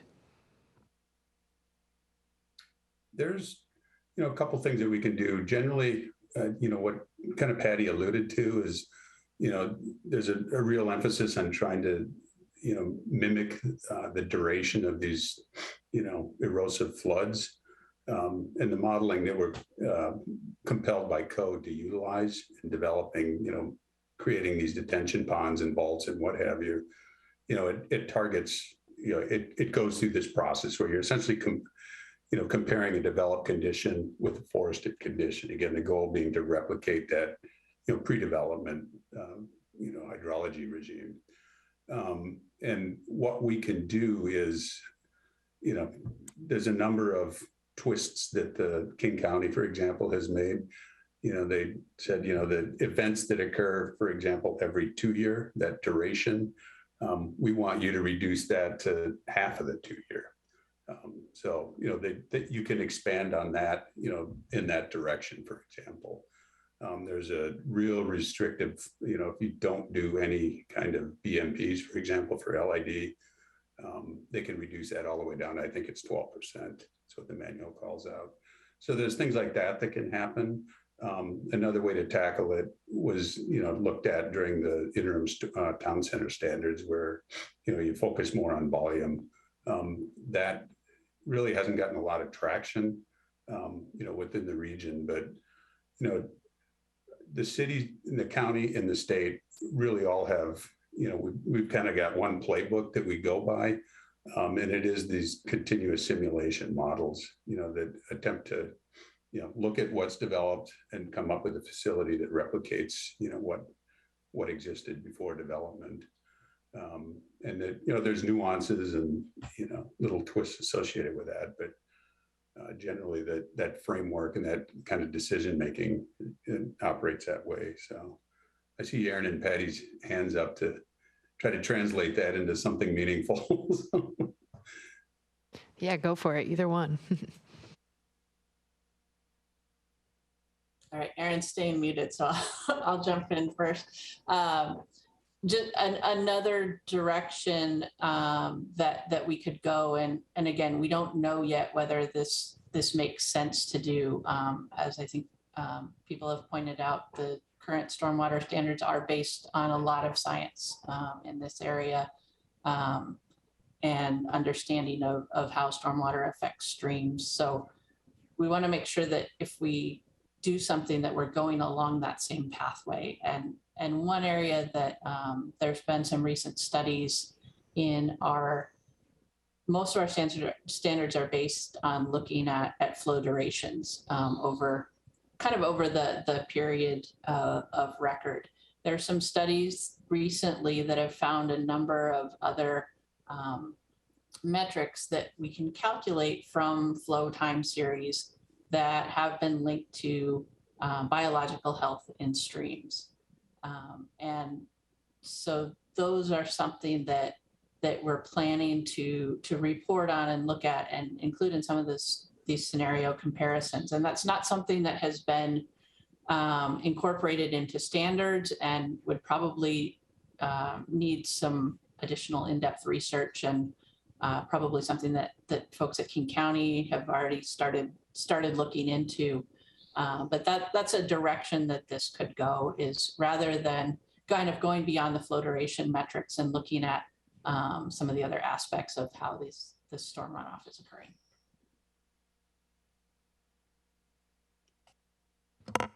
Yeah, that was a good point, Patty. And I just wanted to kind of reiterate that there has been, I mean, what Patty said, there's been a lot of research behind the stormwater standards. And we have among the most stringent stormwater standards in this region in the country, designed to be protective of streams. So I think that's one of the first things that we're going to be doing, is looking at the standards that are in place now. And, you know, first thing is thinking, are these protective enough for these two streams in particular? And if they're not, and also looking at the 2010 interim standard, which was interim because we didn't have the more protective standards yet for town center, then, you know, what can be done? And it might involve more research, because you want to have that research behind you before you come up with a permanent standard that you implement that goes above and beyond anybody else in the region. So those are just what I have to say. Yeah, thank you both. Councilmember Stewart? Yeah, thanks. I guess kind of putting my scientist hat on is, I mean, we could ask the question that says, well, what can we do to be more restrictive? But I don't know that being more restrictive should be a goal. I think that we should have criteria that says, you know, when there's stormwater, we don't want these bad things to happen. And as long as our standards prevent those bad things from happening, wouldn't that really be the goal? So instead of saying like, hey, we did all this studying and now we're going to go figure out all the ways we can make it more restrictive. More restrictive, I guess, is what I'm trying to say is, I don't know that more restrictive is necessarily better, as long as we've identified the appropriate criteria that says, here's how we need to protect our streams and our critical areas. And does our code in all of these scenarios do that? Then doesn't that mean we're done? Because otherwise we could like do this forever, and we can make them so restrictive that we say, well, we have to tear everything down and replant trees, right? Like, but I don't think that's the goal here, right? The goal is to say, and I think you were touching on it, Aaron, is, are we protecting these areas enough? And shouldn't we have those goals already identified now before we run the models, right? So that we aren't reverse engineering it. We should say, here are the targets. We don't want more erosion than this. We don't want more, whatever those things are, than these things. And then let's do the modeling and make sure that our current standards protected in that way. Is that how we're approaching it? Or are we doing all this modeling and then we're just going to say, and then here are all the things we can do to make it even more restrictive? I'll tackle that one. Thank you for the question, council member. Yeah, the gold standard obviously is, a never developed watershed, forested, and, that basically that flow regime's been around since the Ice Age. So but then those pesky humans showed up. Yeah, those pesky humans showed up. So, the goal is to try to replicate that, and if we, going through that process, we identify that, hey, look, what we have in place is adequate to do that. That's one conclusion. The next step would be, do some of these different things offer better solutions? And I think to your point, we aren't, yeah, the goal of this exercise is never to just find the most restrictive thing. And, it has to ultimately be in service to, supporting stream health and general watershed health. So, that is, first and foremost in the way we're approaching this. So do we have those goals and those standards already defined then? From the standpoint of, the flow regime, like I said, the gold standard is, a pre-developed stream. So that, the modeling results, the way those things show, if you will, the target is to try to replicate that. Okay, and so other than just flow regime, are there any other goals or standards? I think Councilmember Howe touched on, right, it's not necessarily water quality, that's kind of a different thing. Are there any other things other than just the flow regime? And it's not that there need to be, it's more just inquiring minds want to know. Yeah, that's the predominant one. Again, and that was really the piece we bit off. The corollary to that is that low impact development measures do interact. Those were ultimately brought into the fold to help address flow regime. So those two are kind of interrelated. Excellent. Okay, thank you so much. No, thank you. Yeah, thank you all. Do we have any other last questions?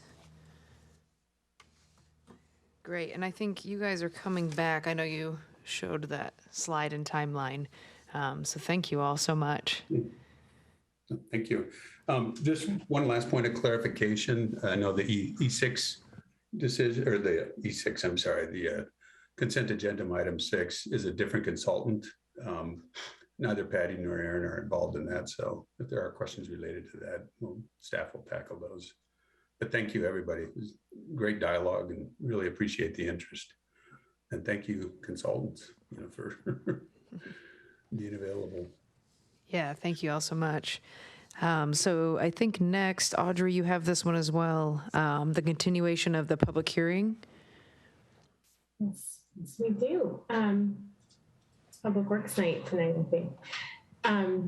Again, Audrey Starcy, Deputy Public Works Director, and with me tonight, we're going to continue our public hearing for the 2021 King County Surface Water Design Standards and City Addendum and proposed amendments to SDC 21.03.050. And presenting this evening is our Senior Stormwater Program Manager, Stephanie Sullivan. She will be accompanied by our consultants, AHBL, Wayne Carlson and Stephanie Heimark, and they are both just coming on board. So with that, I will turn it over to Stephanie. Thank you, Audrey. Good evening. I'm Stephanie Sullivan, Senior Stormwater Program Manager. Thanks for having us tonight. So today, Stephanie Heimark and Wayne Carlson are here with me from AHBL.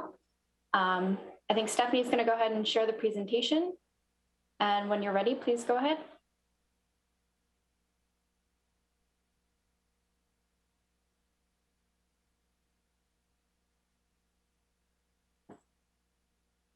Great. Yeah, thanks for having us. We were here, I think it was 2 weeks ago. And as you may remember, we initiated the public hearing and took public comment and then held the public hearing open because SEPA had not yet fully been concluded. Next slide. So again, the project goals for this would be to include minor updates to the stormwater code related to complying with the city's NPDES municipal stormwater permit. That includes, and you guys talked a fair bit about it during the last one, adoption of the 2021 King County Surface Water Design Manual, as well as an update to the addendum. That is what really customizes the King County Surface Water Design Manual for use within the city of Sammamish. Next slide.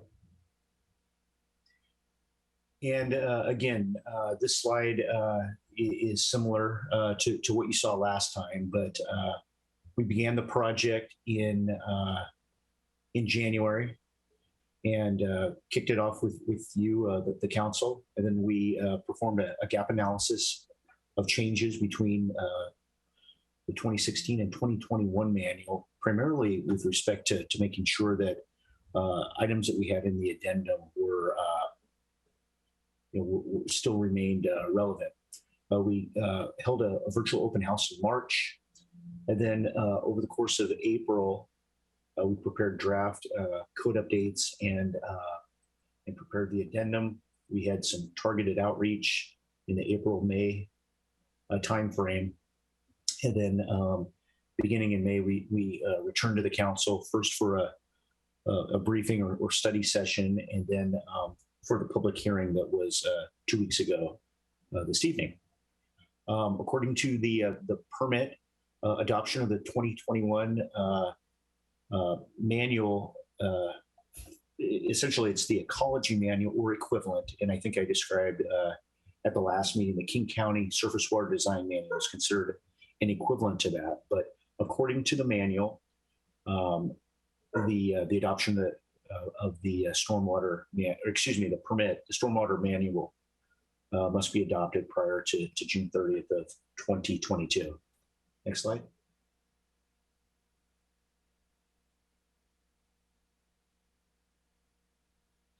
So you might remember at our last couple of meetings, we covered the Planning Commission's recommendation. Just to refresh your memory, on April 21st, the Planning Commission voted to recommend City Council adopt the 2021 King County Surface Water Design Manual, the proposed Sammamish Addendum, and the proposed amendments to SDC 2103-050, as presented in that meeting in Exhibits 2 and 3, and removing the exemption for golf courses in SDC 2103-050G, which was presented in Exhibit 5 of the agenda bill. And that was the exception regarding fertilizers containing phosphorus. There's currently an exemption in the code for golf courses, but based on state law, we are recommending to remove that exemption. And as you also might remember, the commission also recommended that the City Council consider if misdemeanors are the correct enforcement mechanism for violations of the stormwater code. So a couple of key dates. Like I just touched on, April 21st was the Planning Commission public hearing and recommendation. We notified the Department of Commerce and started the non-project SEPA process. So Commerce review was submitted on May 5th. It was completed on May 19th. The DNS was issued on June 6th, and the comment period ended for SEPA on June 20th. No comments were received during that SEPA comment period. On May 10th, we had a City Council presentation and work session, and City Council opened a public hearing at the meeting on June 7th. So here we are tonight at June 21st. We're continuing and closing the public hearing, and this is the last regular City Council meeting prior to the June 30th deadline. So I'll hand it back over to Stephanie Sullivan. Yeah, so I'll go ahead and conclude this presentation with our suggested motion to adopt the code update for council consideration.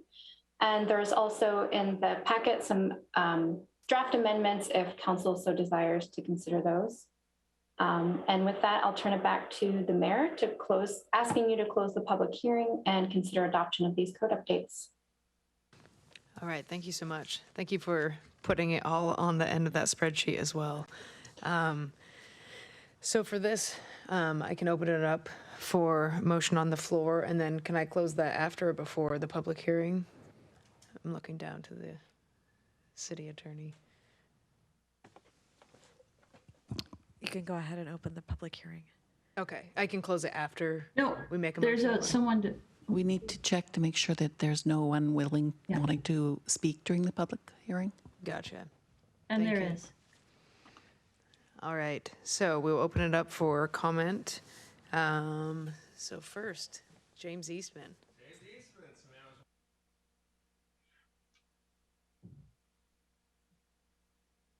Sorry, pause for a second. I went way too fast. Thank you so much.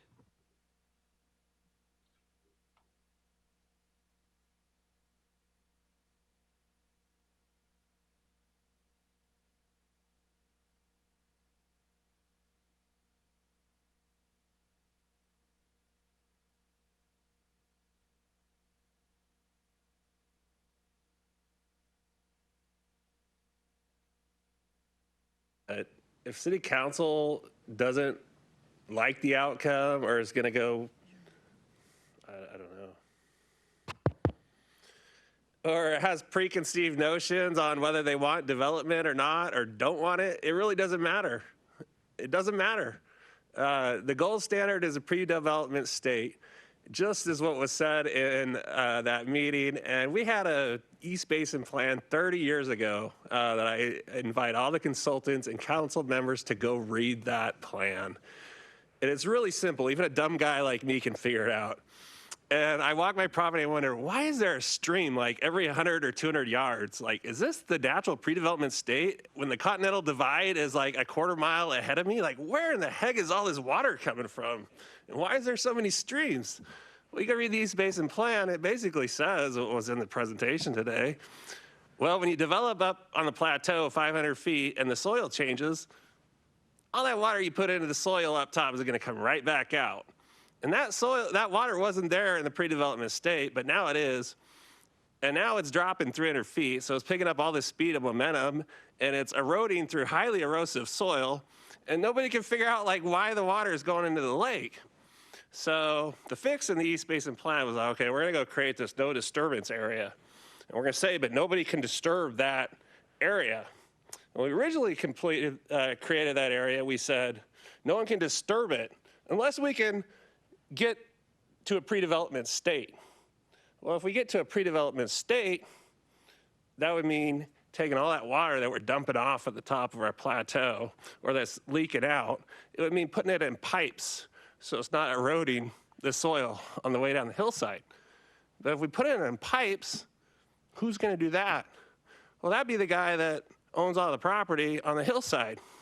But we don't want any more houses in Sammamish.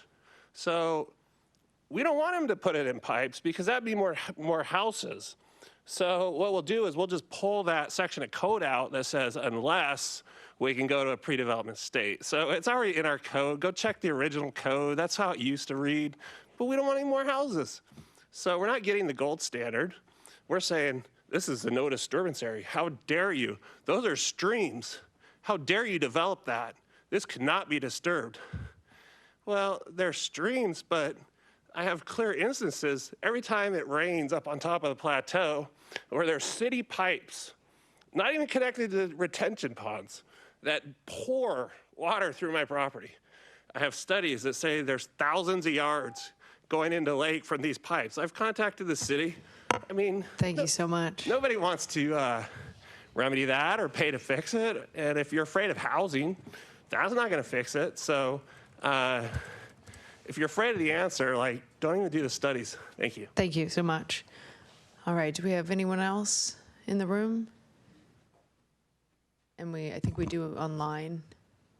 Okay, no one else inside here? Great, thank you. We have one caller that would like to speak. Okay, for the public perfect, hearing. thank you.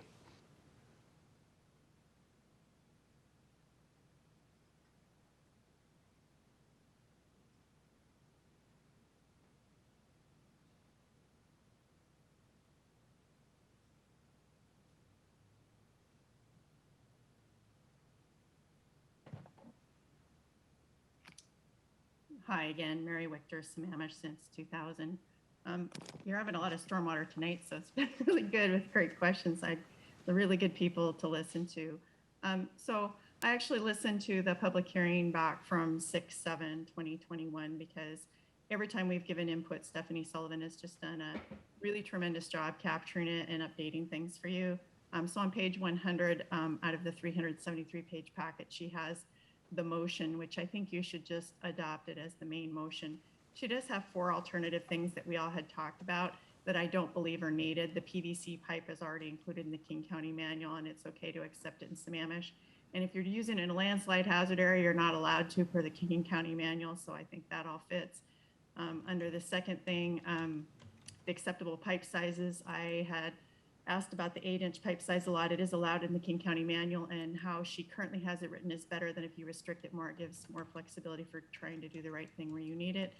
I do like the thing she wrote up about trees, but instead of doing it after her presentation on the 6th, instead of doing it with this, I think it's part of the critical area stuff coming from David Pyle, and also the development regulations phase 3 in the urban forestry management plan, because it isn't just going to be stormwater easements, it would be any utility corridors and with a wider variety of things than just the street tree list, which is listed in the Public Works Standards. So that would mean to be wider. And then the fourth one is on the fertilizers. You're matching the WAC code, and from the great feedback that staff had gotten from Sahali and the other golf courses, I think that was really well handled. So I'm in full support of just adopting it. I think it's been a great process with an excellent consultant, really good interaction by the Planning Commission and the questions that you had. And again, I just want to thank staff. And then just since you've been doing stormwater this evening, I'll just comment on a couple things. James Eastman is right. If you're developing up at the top and you just put the water in the ground, it does pop out. And those are the older areas that we're using the 1998 code, which is why we have the problems there. So that's super important. You do need to look at stream regimes, but a lot of things have changed with the development that did happen with the 2009 code and up. So I can give separate feedback on that. I also wanted to say that the Inglewood, which is behind me with the yellow steep slopes and the blue landslide hazard, which was 1889, that is not part of the Inglewood subbasin. It's below it, just like Tamarack, where I live in 1964, is below the Thompson subbasin and the Inglewood subbasin in Zaku. So it's the steep slopes below that are really getting hit and reamed. And a lot of that runoff, you guys used the 1998 code by choice for so long. You had a lot of houses that built that did zero detention other than stick it into the soils. And you're not even allowed to stick it into the soils in a landslide hazard area or erosion hazard area. So that's why you can't use LID or low impact development.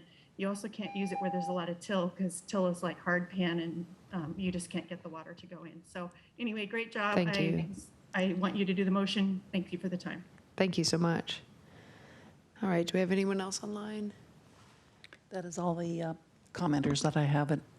Cool. Yeah, apologies for missing that in the first case. All right, so now I will open it up and entertain a motion.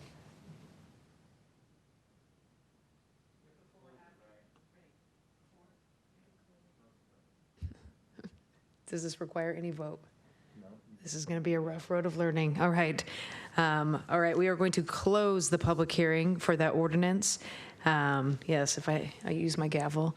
Now I will open it up and entertain a motion. Councilmember Stewart.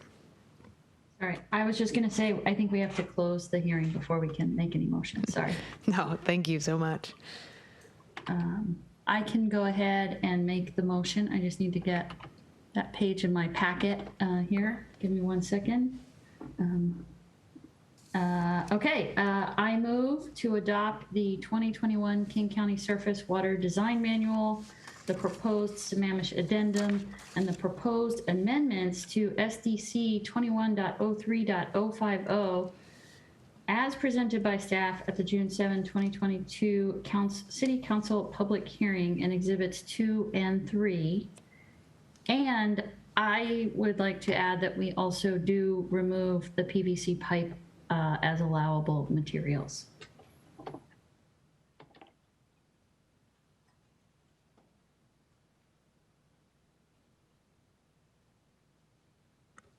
I'll second that. All right, it's been moved and seconded. Would you like to speak to that motion? Yeah, I would. And I love all the work that you guys have done. I love that Mary Wichter has been able to be involved because she adds so much to these discussions. And the reason that I am adding removing the PVC pipes as an allowable material is just the incredibly detrimental impacts that plastics and microplastics can have on animals, right? Whether it's humans or other animals. And we are finding microplastics in fish. And given the challenges and struggles we have with the kokanee, I just feel like anything we can do to prevent anything that could adversely impact them, as well as humans and how that may be affecting us. We just don't need more plastic in the world. And the more places we can eliminate plastic, as I've learned, is that if those PVC pipes crack, then plastic can in fact seep into the soils and the groundwater. So that's the rationale for removing the PVC pipe as allowable material. Thank you. All right, thank you. Is there any other discussion? All right, so all those in favor to adopt, let's see, basically what Pam said with the addition of removal of the PVC piping, say aye. Aye. Aye. Opposed? Nay. All right, so by a vote of 1, 2, 3, 4 to 1, that passes. All right, thank you all so much to staff for the long haul and for all the public comments. It was super helpful. So for unfinished business, we're going to go back to number 3 on the consent calendar, the resolution. I don't know if Doug and Lindsay are available or who would be up for that. Thank you, Mayor. Doug and Lindsay are not available this evening, so Audrey, Curie, and I are going to pinch hit in their stead and see if we can make some magic happen. I will say in my note to council, I just want to reiterate that if council does decide they want to make changes, that we would, again, not be voting on this tonight, and we would go back and make sure that it was technically correct and bring it back at the next regular business meeting. Great, thank you so much. All right, I will open it up. I'm not sure if this was you, Deputy Mayor, or Councilmember Stewart, which one pulled which? I was the one who pulled it. I can't find it on my agenda right now. It was really regarding the capacity numbers on the roads, and I initially just wanted to confirm what the capacity numbers were on each road, not that it needed the additional verbiage about optimizing traffic. And there's been a lot of back and forth over what are the actual numbers, and I just wanted to basically put it to rest that these are the numbers.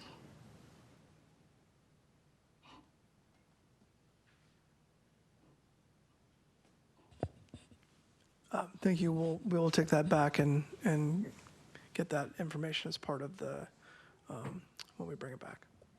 Okay, thank you. Great, thank you. Councilmember Stewart, did you have something? Okay. So with that, that doesn't necessarily amend it, is that correct, or does it add?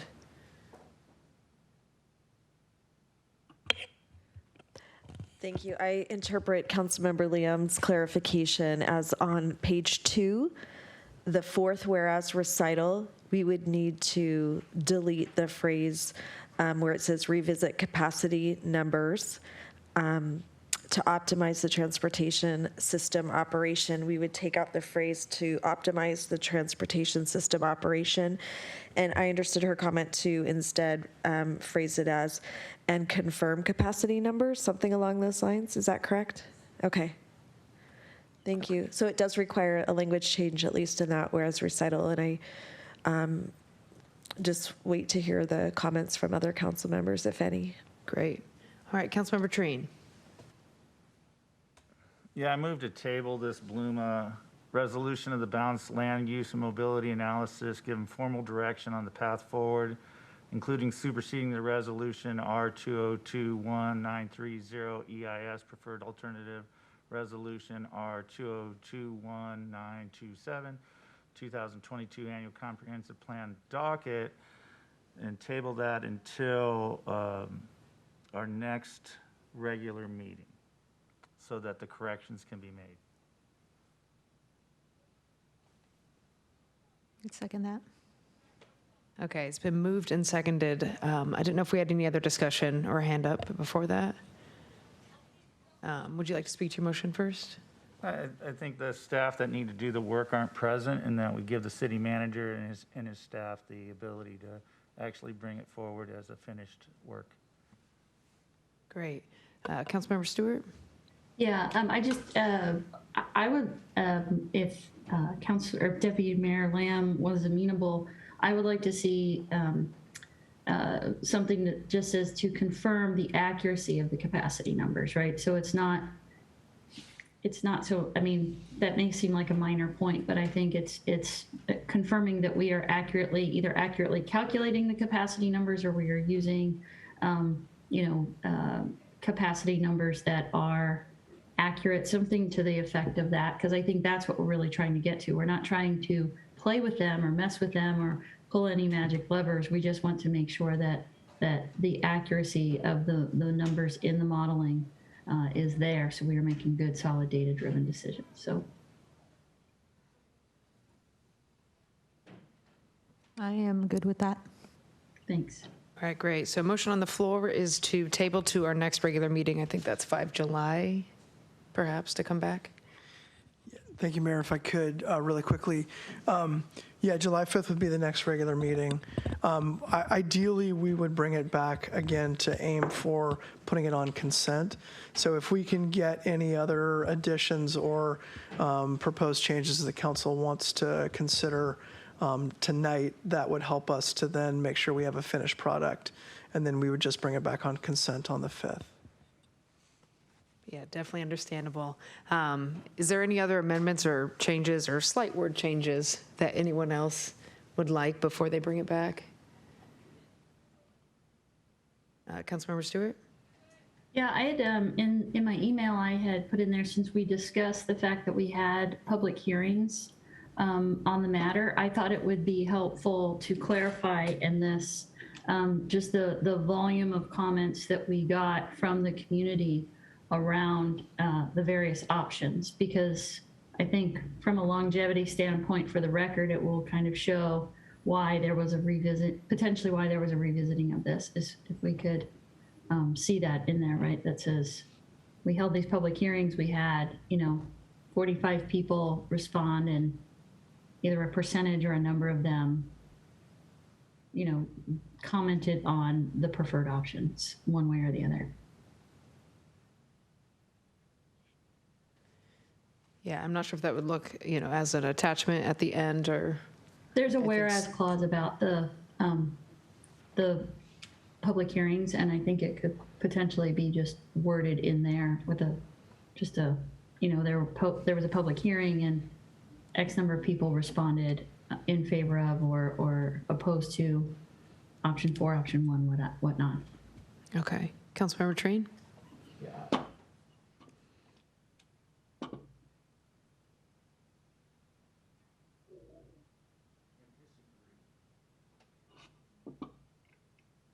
That's better. All right. I guess the point, I'll try to keep this short. I just don't think what's being suggested there is even necessary. The process is what the process is, and the public comment was made, the decisions were made, motions were made and passed. So I don't understand why that it would even be necessary. So to put staff through that much work just to me doesn't seem necessary. I get the request by Councilmember Lamb. It makes sense to make that clarification, but to then add an additional exhibit to this piece just seems is unnecessary. That's my opinion. Thanks. Back to you, Mayor. All right, thank you. Mayor and Council, it'd be helpful to have Councilmember Stewart's request framed as a motion, just to better gauge the majority will of the council, since we've heard some conflicting feedback. Thank you. And I think we still have a motion on the floor to table it, so do we need to do that first? Sure, yeah. Okay. Since you've got one on the floor. So all those in favor to table until our next regular meeting, say aye. Aye. Aye. Opposed? All right, 5-0. We will table it to 5 July. And Councilmember Stewart? Yeah, so I move that we amend the resolution to include in the whereas clause discussing the public hearing, that we include how many respondents we had either responding in favor of alternative 1 and or opposed to alternative 4. To quantify and clarify that.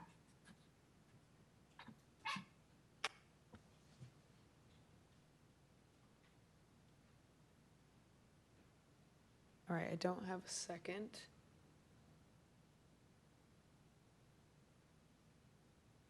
Okay. So for that. The motion fails for lack of second. Okay, thank you. All right. Is there any further discussion or I will open it, I guess, back up, but I think that was the only other thought in question. All right. Okay, so we're going to move now to new business. And I believe the request was to move to consent calendar number 6, the approval of the Stormwater Management Action Plan, to do that one first.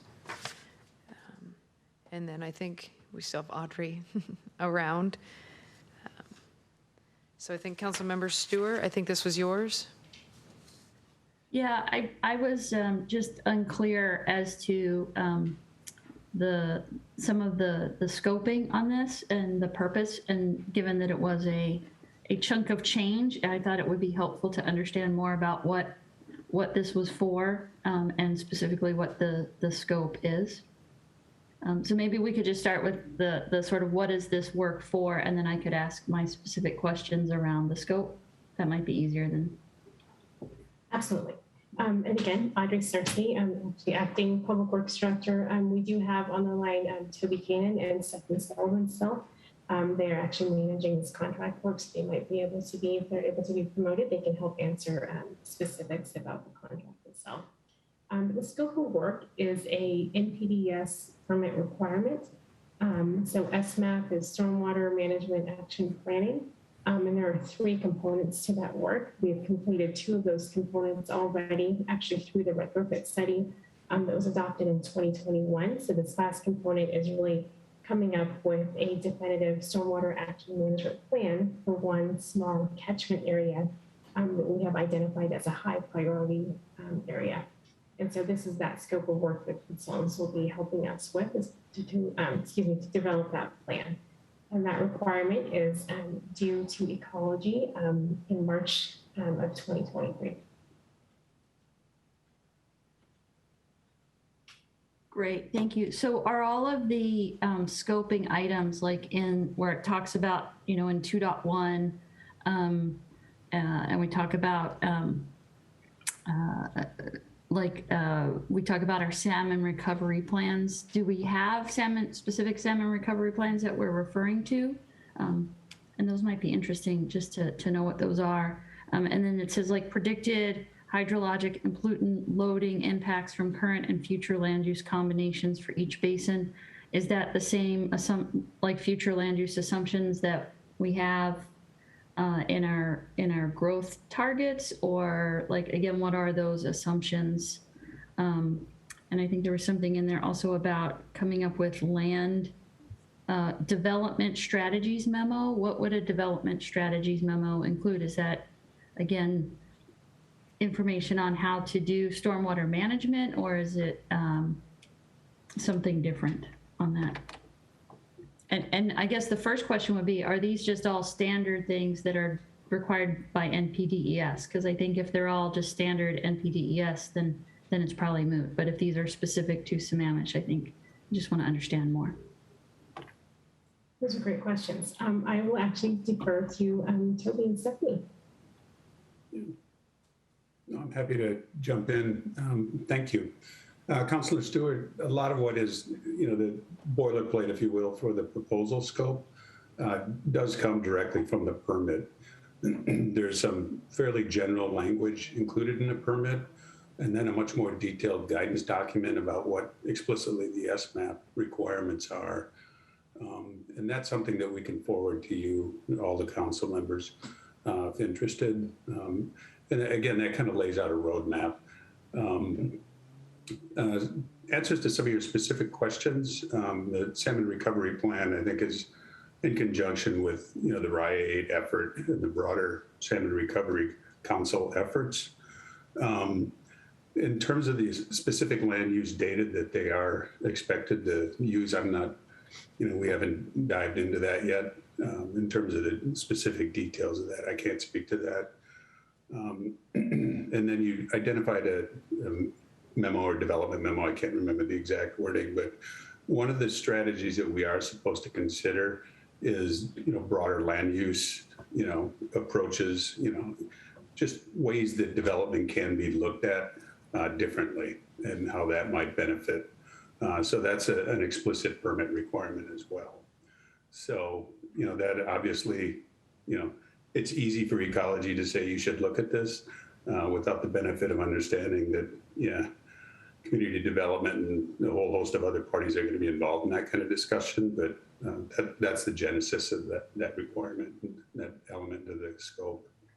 Great. So like, if I understand it, so it's really kind of designed that if somebody comes in with a request as part of that permitting, we'd be like, hey, there's like a better way you could actually do that for, stormwater management and other, environmental impacts.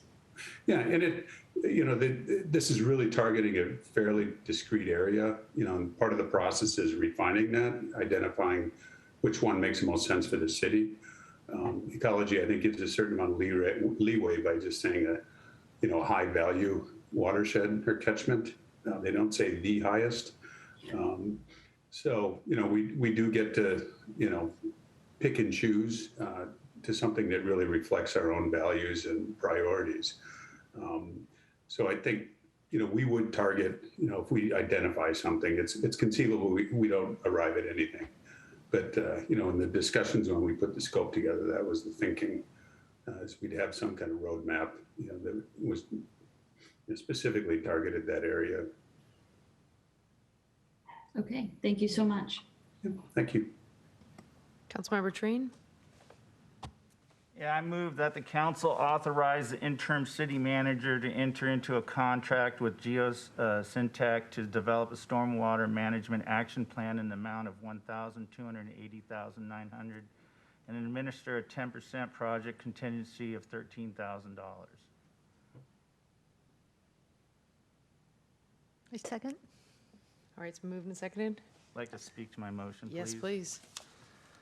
As a sustainable city, we strive to be a leader in environmental stewardship of the natural environment for current and future generations.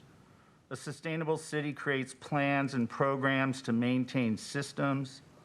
The Sammamish Storm and Surface Water Management Comprehensive Plan requires the city to evaluate and address problems related to the existing stormwater system and manage storm and surface water systems to ensure longevity of the assets. Sustainable cities spend tax dollars, taxpayer money to improve older systems on a prioritized schedule. So the contract award to Geosyntec Consultants, Inc. to develop a storm water management action plan is appropriate and necessary.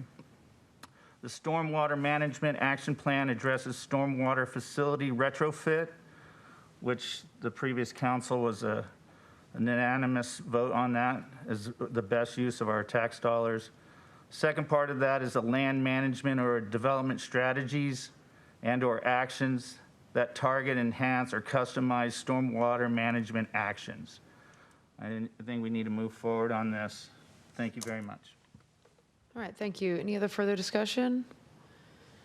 All right, it's been moved and seconded. All those in favor say aye. Aye. Aye. Opposed? All right, 5-0. Item number 6 moves forward. Thank you so much. Looks like you all get a bit of a break. We'll move on to Sammamish Commons Skate Park expansion. I think Anjali will be on.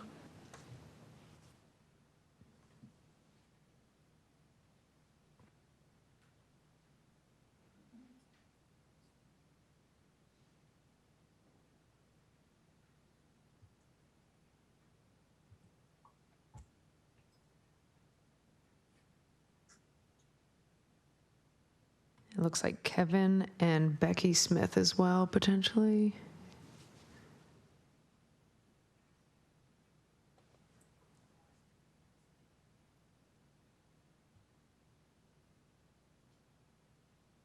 All right, take it away, Anjali. Good evening, Madam Mayor, City Council. This is Anjali Maya, Director of Parks, Recreation and Facilities.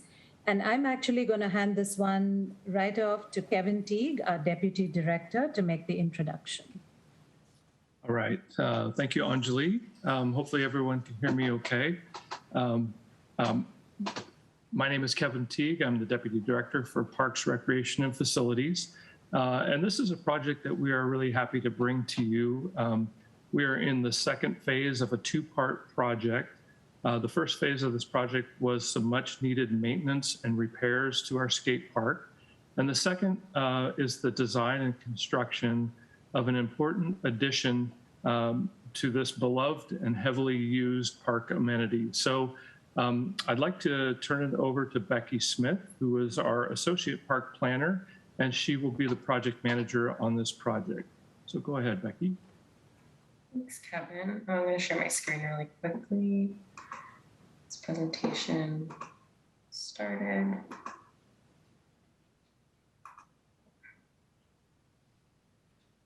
I'm hoping everybody can see it now.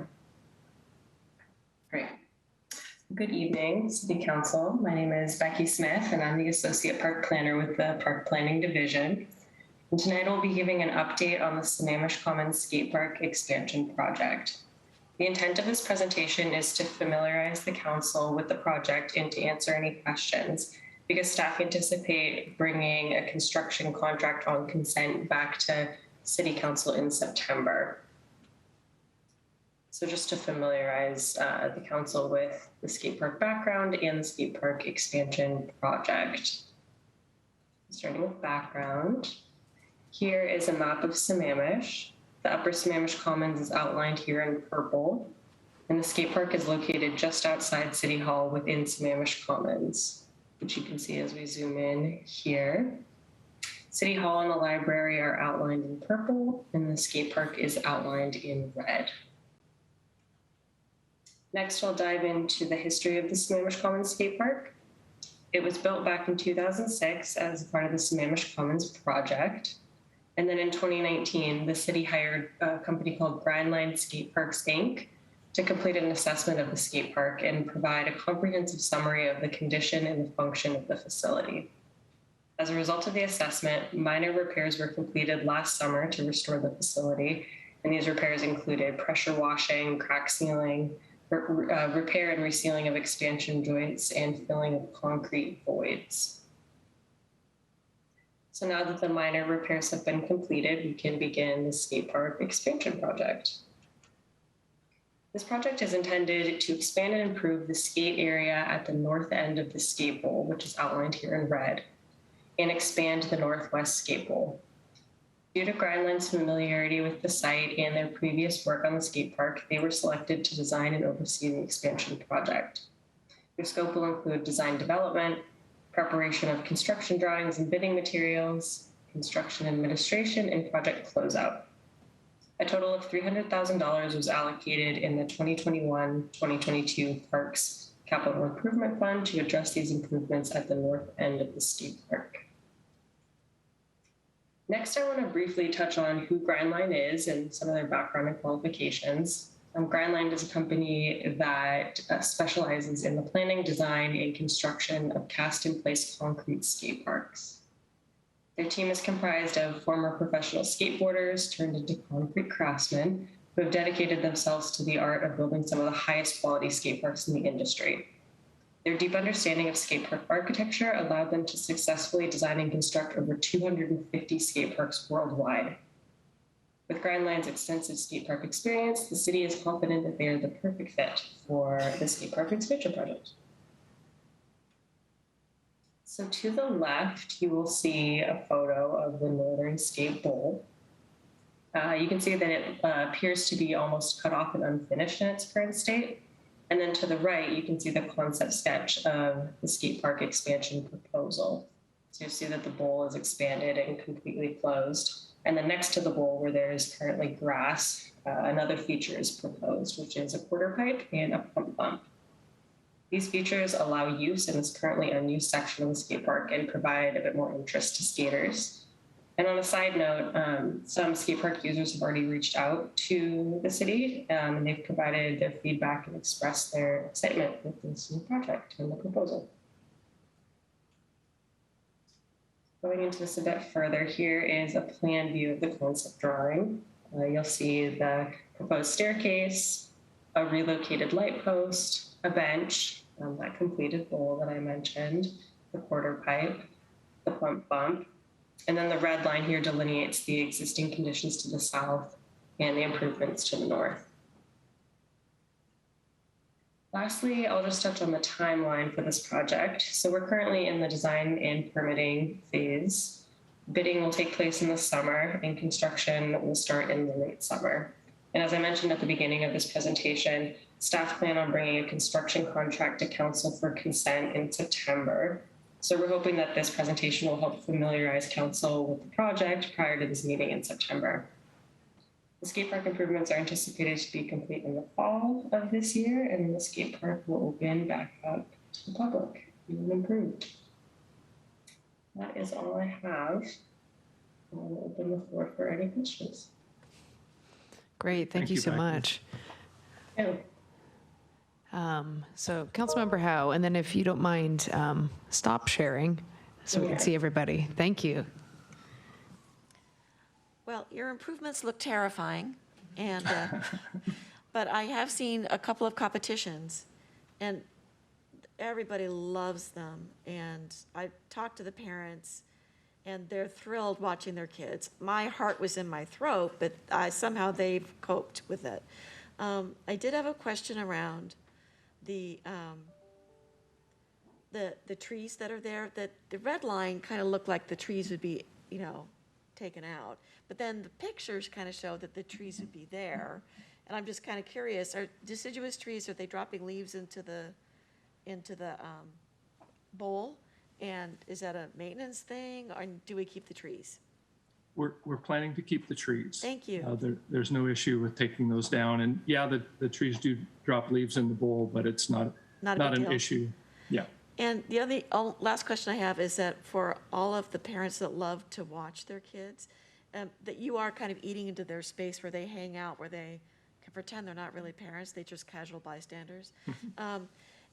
Is there ample place for folks to watch? Is it going to be comfortable places for people to watch, or is it just you're kind of taking a little space from that? It's not a big deal, I just wondered. Yeah, we are taking a little bit of that space, but there will still be a patch of grass, and probably the skate park will be even more visible from the staircase. So if people want to sit on the stairs and watch from that angle. Great, thank you so much. Yep. I sound like Thank you. Kaylee. I know, this is like the most fun thing. Deputy Mayor Lamb. Thank you for that. I have two questions. The first one is, moving forward after this is built, I saw that Grindline is recommending a yearly inspection and sealing. So that kind of goes back in previous years. This was built in 2006, and between 2006 and 2018, have there been inspections and regular maintenance? There has been some level of regular maintenance. I think the 2019 study was the first real in-depth analysis of the condition of the skate park. And it was overdue, but we will follow the recommendations that they've offered. There's certainly area experts in everything skate park. So we will be looking at sealing when appropriate, and then also, continuing to follow up with future assessments, just to, if there are things that we can correct before they become more of a problem for the skate park. Awesome. My second question is, how does Grindline intend to do public outreach to make sure that the final design is what all the skateboarders want? At this point, we are not planning to do further public outreach because the addition is really more of a completion, and there was a very limited amount of things that could be done just with the space. We're actually adding this within the existing skate park footprint and a water line easement. So we're squeezed in there pretty tightly, very limited on what we could do. So it was very obvious to Grindline when they looked at our skate park that bowl needed to be completed on the north end. Right now, it just bleeds out into the grass, and it's not a good entrance or a safe entrance onto the skating area. So because there was so limited amount of options for us, we worked through with them. We didn't go through an extensive public engagement process. Thank you. Councilmember Stewart.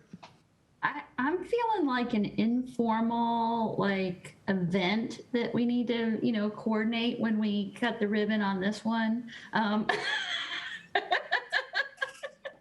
No, this isn't like a city council outing. I don't know. This felt like this would be cool.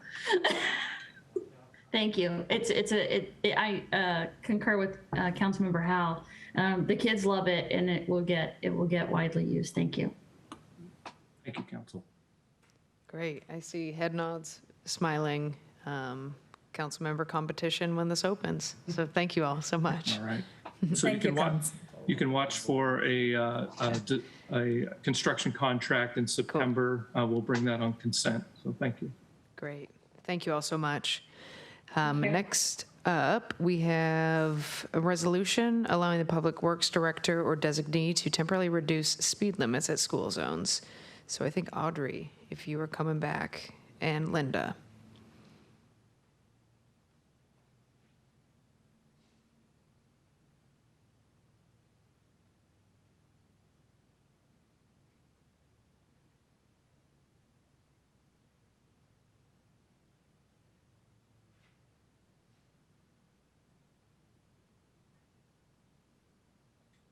Good evening, Mayor, Deputy Mayor, and Council. Audrey Starcy, Acting Public Works Director. Here with me this evening to discuss potentially lowering speed limits through school zones is our Traffic Engineering Manager, Linda Sullivan. And with that, I will turn the presentation over to Linda. Good evening. My name is Linda Salha. I'm the Traffic Engineering Manager. And just minutes ago, I was just thinking, oh my God, skate park, how fun is that? How can I compete with that? Oh, lucky me. My boring presentation comes immediately after that. So I have to apologize in advance. It's boring.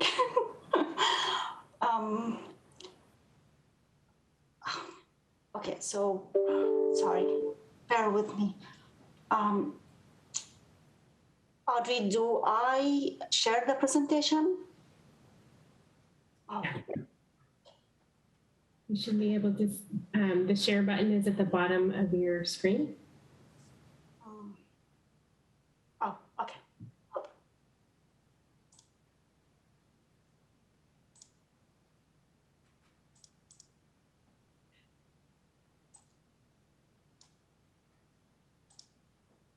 Okay, here we go. Sorry.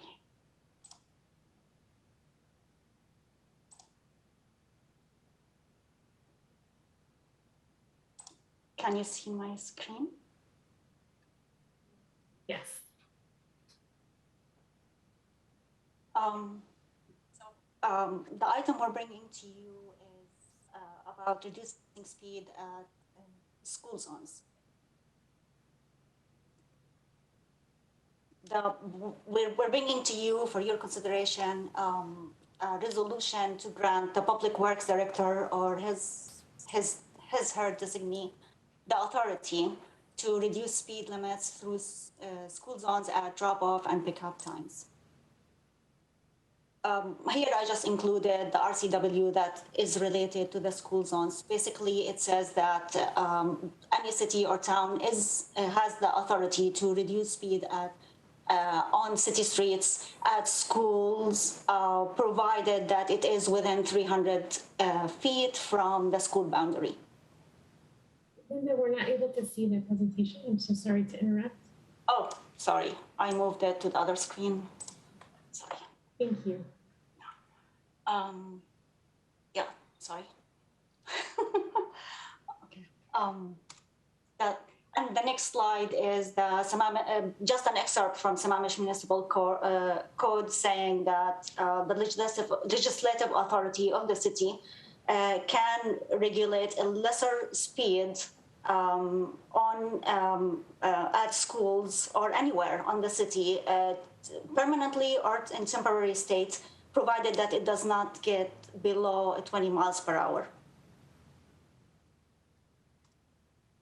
This slide is only display, just documents basically, or shows how many school zone flashers we have in the city right now as like existing conditions.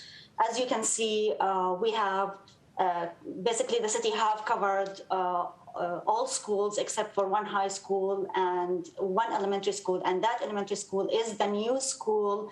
The new Cedar Trails Elementary School on Issaquah Pine Lake Road that opened its roads to its students last year. This is a map that shows the location of the school, and this is why we are bringing this resolution to you, because the Issaquah School District reached out to the city requesting to reduce speed on Issaquah Pine Lake Road. As you can see, we have included as well just the street view to show how the conditions of that road at the school entrance. That signal over there is at the school entrance. So if you're looking north, going northbound on Issaquah Pine Lake Road, you would have to make left to go into the school entrance. And as you can see, currently there isn't any sidewalk. There's just a paved shoulder without any separator between the shoulder and the travel lane. And if you look south onto the school entrance, of course, you will have to make a right at that signal to get into the school. You can see that there is, I hope you can see it, there is a new sidewalk that was built as part of the frontage improvement when the school was built up to here. And then there is extending a paved shoulder with an extruded curb separating the shoulder from the traveled lane all the way to Klahani, to 42nd, I apologize, to 42nd Street intersection, this entire section. Through our coordination with the school, we came to know that the school couldn't identify Issaquah Pine Lake Road as a safe walk route for students, and therefore they decided to provide buses to all their students except for Jacobs Creek's condos families.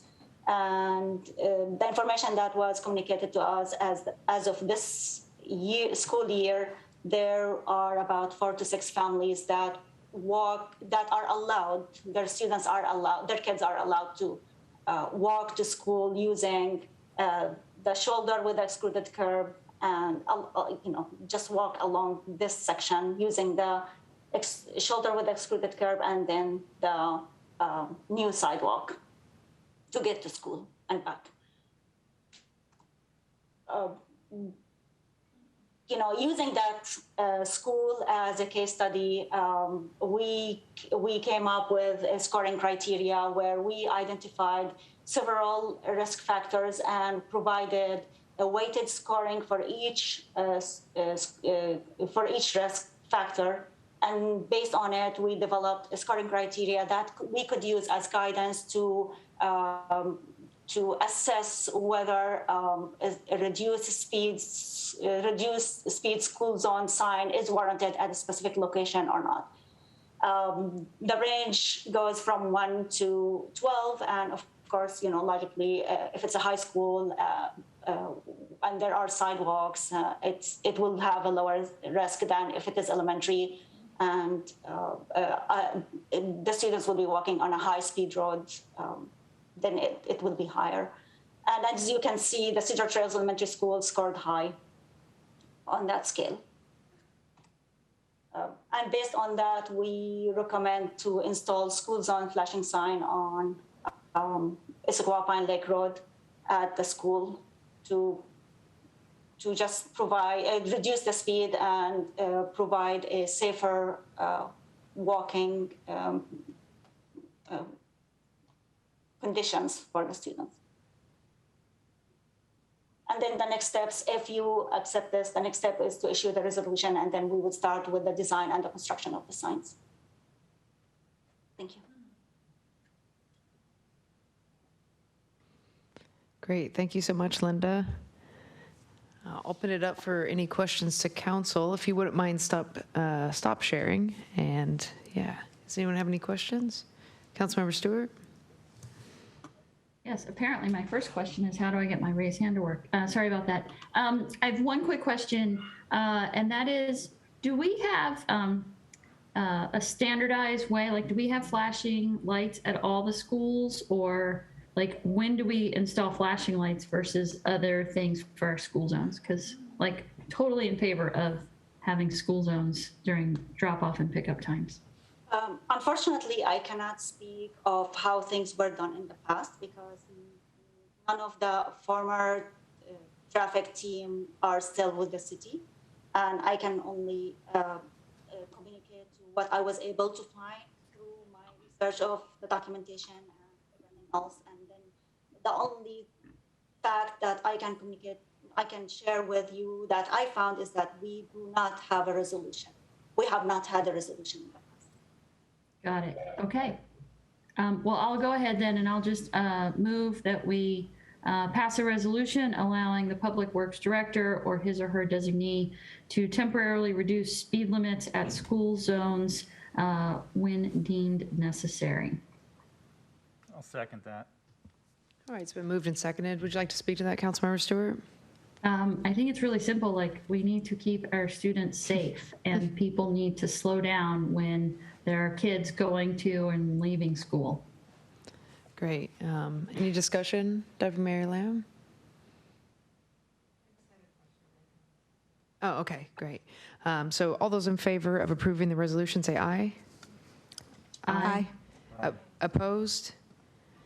All right, so 5-0, that resolution passes. And then I believe Deputy Mayor Lamb has a question before you hop off. Thanks, Linda. I just had a question regarding costs. It says in the agenda that the city will be bearing all expenses for this one because it's not in the traffic impact analysis report. How have the traffic signals been placed in the past, and is there precedent for, like, who paid for this in the past is my question, that it doesn't make sense that we would be bearing the cost of this one entirely this time. Yes, I was not there, so I don't have anyone in the team that I can ask how things was done in the past. So unfortunately, I cannot give you a clear answer on how things used to happen in the past.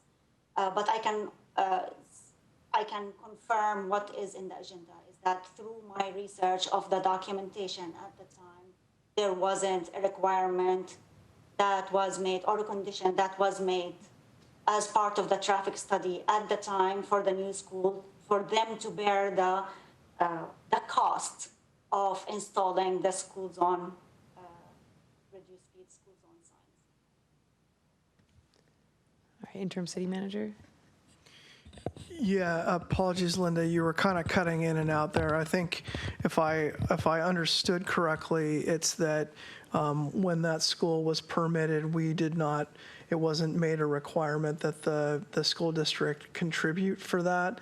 And so I think the notion here is that if we'd like to make that happen, that we will bear the cost this time. And I think moving forward, what Linda is suggesting is that we will obviously make sure that that doesn't happen again. But, this is the place we find ourselves right now. Okay, thank you. Great, thank you. Councilmember Stewart? Yeah, I would just like to, maybe kind of put it down on your parking lot, Mr. Interim City Manager, that as we look forward at things like Safe Routes to School programs, that we get a level of consistency in how we signal these, and that, if flashing, like whatever the latest and greatest is in terms of safety features, whether it's the flashing lights or whatnot, I feel like the more consistently we can mark these routes, the more likely we are to get drivers to pay attention to that. So that might be something we can look at as we do maybe the TCIP or other things. But I would be highly in favor of making everything we can to slow people down and make it safer when there are masses of kids out on the sidewalks. Thank you, Councilmember. We will definitely, we are for sure striving for consistency in how we apply these things, and I think Linda and her team are doing a great job of trying to catch all of that and build it in. All right, thank you so much, Linda. Deputy Mayor, do you have anything else? Or just a residual hand? Okay, no, you're good. Thank you so much, Linda. Have a good night. Audrey, this is your meeting. All right, so next is the discussion on the Sammamish AT&T MLA. So I think we have Audrey, Doug, Jed, Emily Miner, Tom, Bob, and Greg. Thank you very much, Mayor. I believe you introduced most of the team, but as they're coming on board, I'll continue the introduction. So again, Audrey Sarcy, I'm Acting Public Works Director. On board for this team, for this effort, is our City Engineer, Doug Van Gelder, will be available to answer questions this evening, as well as our Senior Project Manager, Engineer Jed Ireland.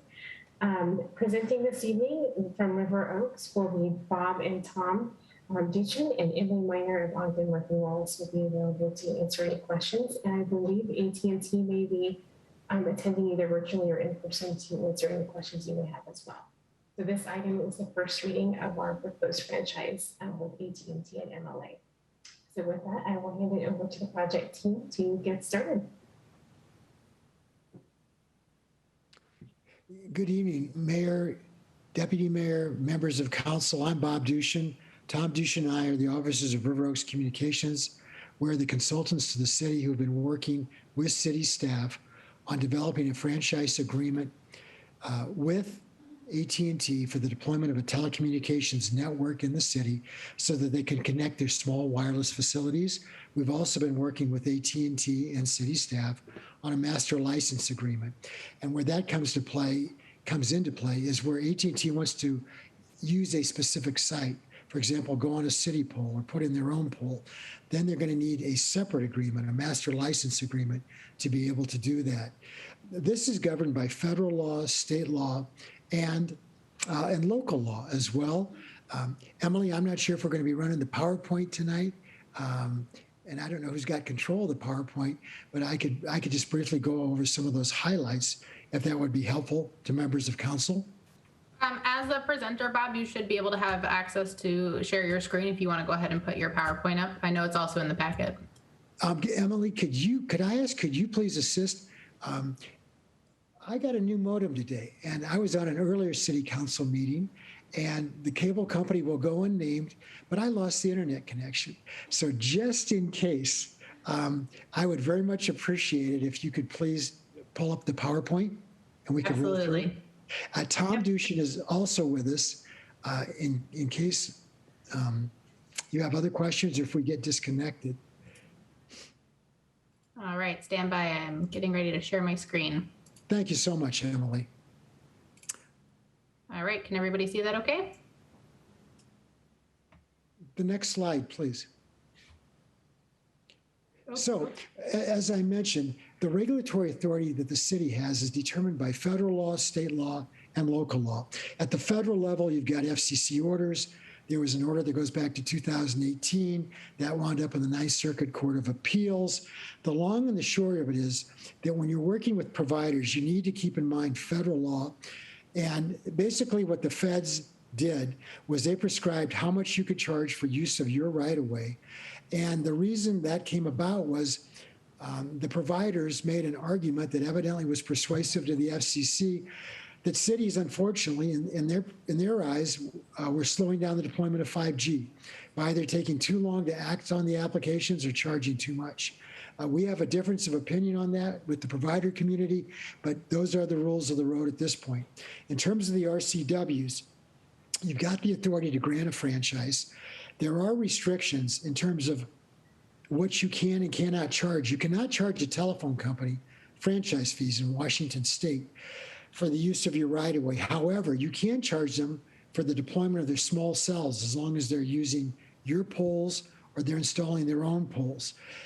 Unfortunately, RCW 3521-860 precludes you from charging for the use of a third-party pole by the provider community.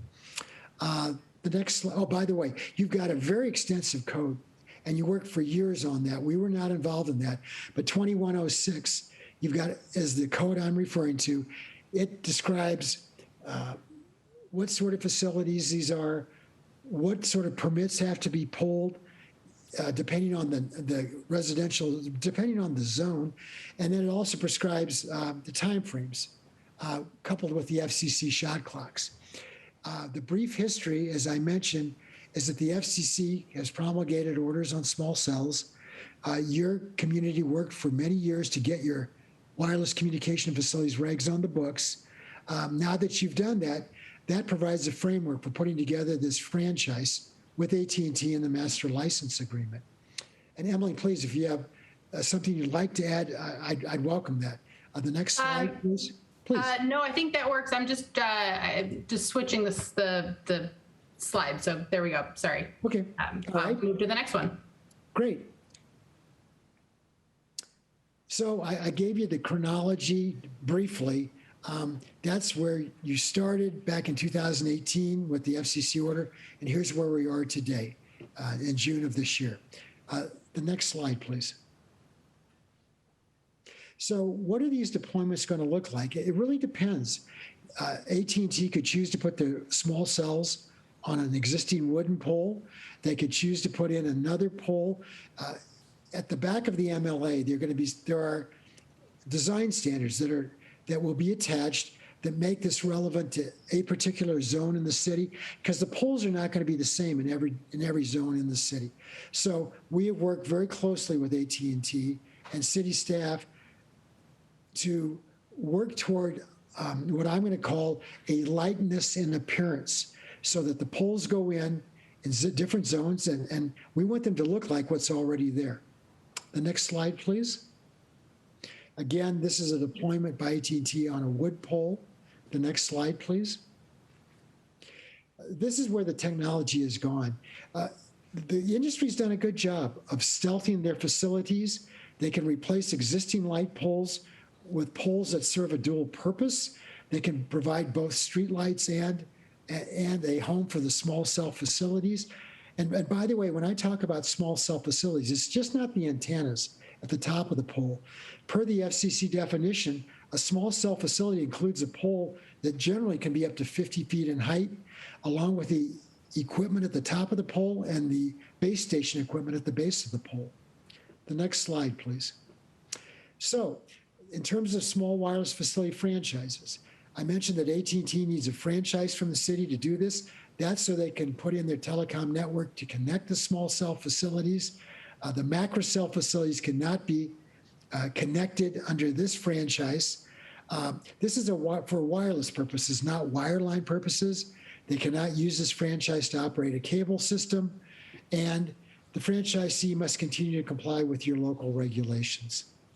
Bob, if I may just add, by way of background, for those of you that we have not met, Bob and I have worked with many, many cities and counties in the state of Washington. We're both in Colorado, based in Colorado, and we're both attorneys and have been in the telecom consulting business for over 3 decades. So what we're doing and what we've done is to bring best practices that we are familiar with in the state of Washington, as well as in the western part of the United States, where Bob and I have other projects going on the wireless side, and our experience across the country. So the net effect is that the franchise that you have in an MLA reflect that in terms of the documentation, and the documents are very, very detailed and lengthy. Bob? Next slide, please. So in terms of the franchise, this is a non-exclusive franchise. You can have other providers who want to get a franchise from the city to deploy their small wireless networks. You can reasonably expect you could see Verizon, T-Mobile, Crown Castle, Extenet, among others. This is a 10-year franchise. There's an opportunity for an extension of the franchise if AT&T is in material compliance at the end of the 10-year term. They're still required to get permits. There are undergrounding requirements. There are relocation requirements. You've got indemnification and insurance provisions, which have been thoroughly negotiated with AT&T in this case. And there is a requirement for construction bonds and a security fund. So this franchise is a compilation of what needs to be done for AT&T to deploy their small wireless network, along with protections that will help your city as you move forward with AT&T and they roll out their 5G network. The next slide, please. Then we've got the master license agreement. As I mentioned earlier, this is for the use of specific sites, particularly on city poles. And this document is also very lengthy. Every time AT&T is going to want to build at a particular site, there's a 2-page site license agreement that will be attached as an addendum to the document, to the master license agreement. Again, they've got to comply with federal, state, and local laws. The rental payment per the FCC, the max is $270 per small cell facility per year for use of your right-of-way, for the use of your poles or their own poles. As I mentioned, unfortunately, there's a preclusion under the RCWs for their use of third-party poles. If that is overturned by applicable law, that amount will go to $500 per site. And also the city reserves its right, and this is something we're going to clarify in the document before you get the documents back on the 5th of July for the consent agenda, that the city can also do a cost study. If, per the FCC order, if you can show that your actual and reasonable costs and documented costs are more than $270 per site per year for the involvement of all your various departments and the permitting process and the inspection process and the review process and the restoration process, then you're entitled to get more than $270 per site per year. But that has to be done through a very extensive, comprehensive cost study. We encourage cities to do that. What we've found in doing cost studies for other jurisdictions is that $270 is woefully inadequate. No one can really say how the FCC got that number. The Ninth Circuit Court of Appeals gave that about a 2-sentence overlook in their decision. We don't agree with the Ninth Circuit, but whether we agree or disagree with the Ninth Circuit is neither here nor there. We're on the home team, and we just don't agree with what the FCC did on this one, nor the Ninth Circuit. But you do have the avenue left open to you to do a cost study. And we think that there's no guarantee that when the cost study is done, it's going to be more than $270 per site per year. But we think that's well worth taking a look at, because it's not your responsibility to underwrite the rollout of 5G facilities for any of the providers. The next slide, please. Questions from council, please, or others? We are glad to answer those. And I would add that Greg from AT&T, with whom we've worked closely and has been very good to work with, he, I believe, or hopefully is still in the audience there in person. I can't tell, but Greg has been nice enough to make his time available this evening and is there if you need to ask any questions on behalf of AT&T. Great, thank you. I don't see Greg. But Okay. oh my gosh. Okay, I'm like looking here. Hi, Greg. We need a camera on him now. Sorry. Okay, Deputy Mayor Lamb. Thank you for the presentation. I had a few questions, and I guess we can just go through them one at a time. Can multiple carriers be on the same pole? The answer to that is based on the information we have, and Greg may have other information. The answer is that if you're talking about a 50-foot pole, the answer is no, because there's not enough space on the pole for 2 providers. If we were talking about a 150-foot monopole, that's a macro cell facility, that's a totally different situation. But based on information we have, unless there's been some technological change, co-location by 2 companies on a 50-foot or less pole just does not work that well technologically. Okay. You showed us a bunch of pictures, Verizon, and what their small cells look like. Will we see what these look like? The answer is yes. We've really encouraged AT&T, and we would do the same with any of the providers, to meet with city staff, have them share with you what their designs look like. Their designs are constantly evolving. And to the credit of the industry, they've done a really nice job making these facilities such that they are concealed at the top of the end, at the top of the pole, at the base of the pole. They can do that. It costs more money for them to do that, but aesthetically, they've done a terrific job.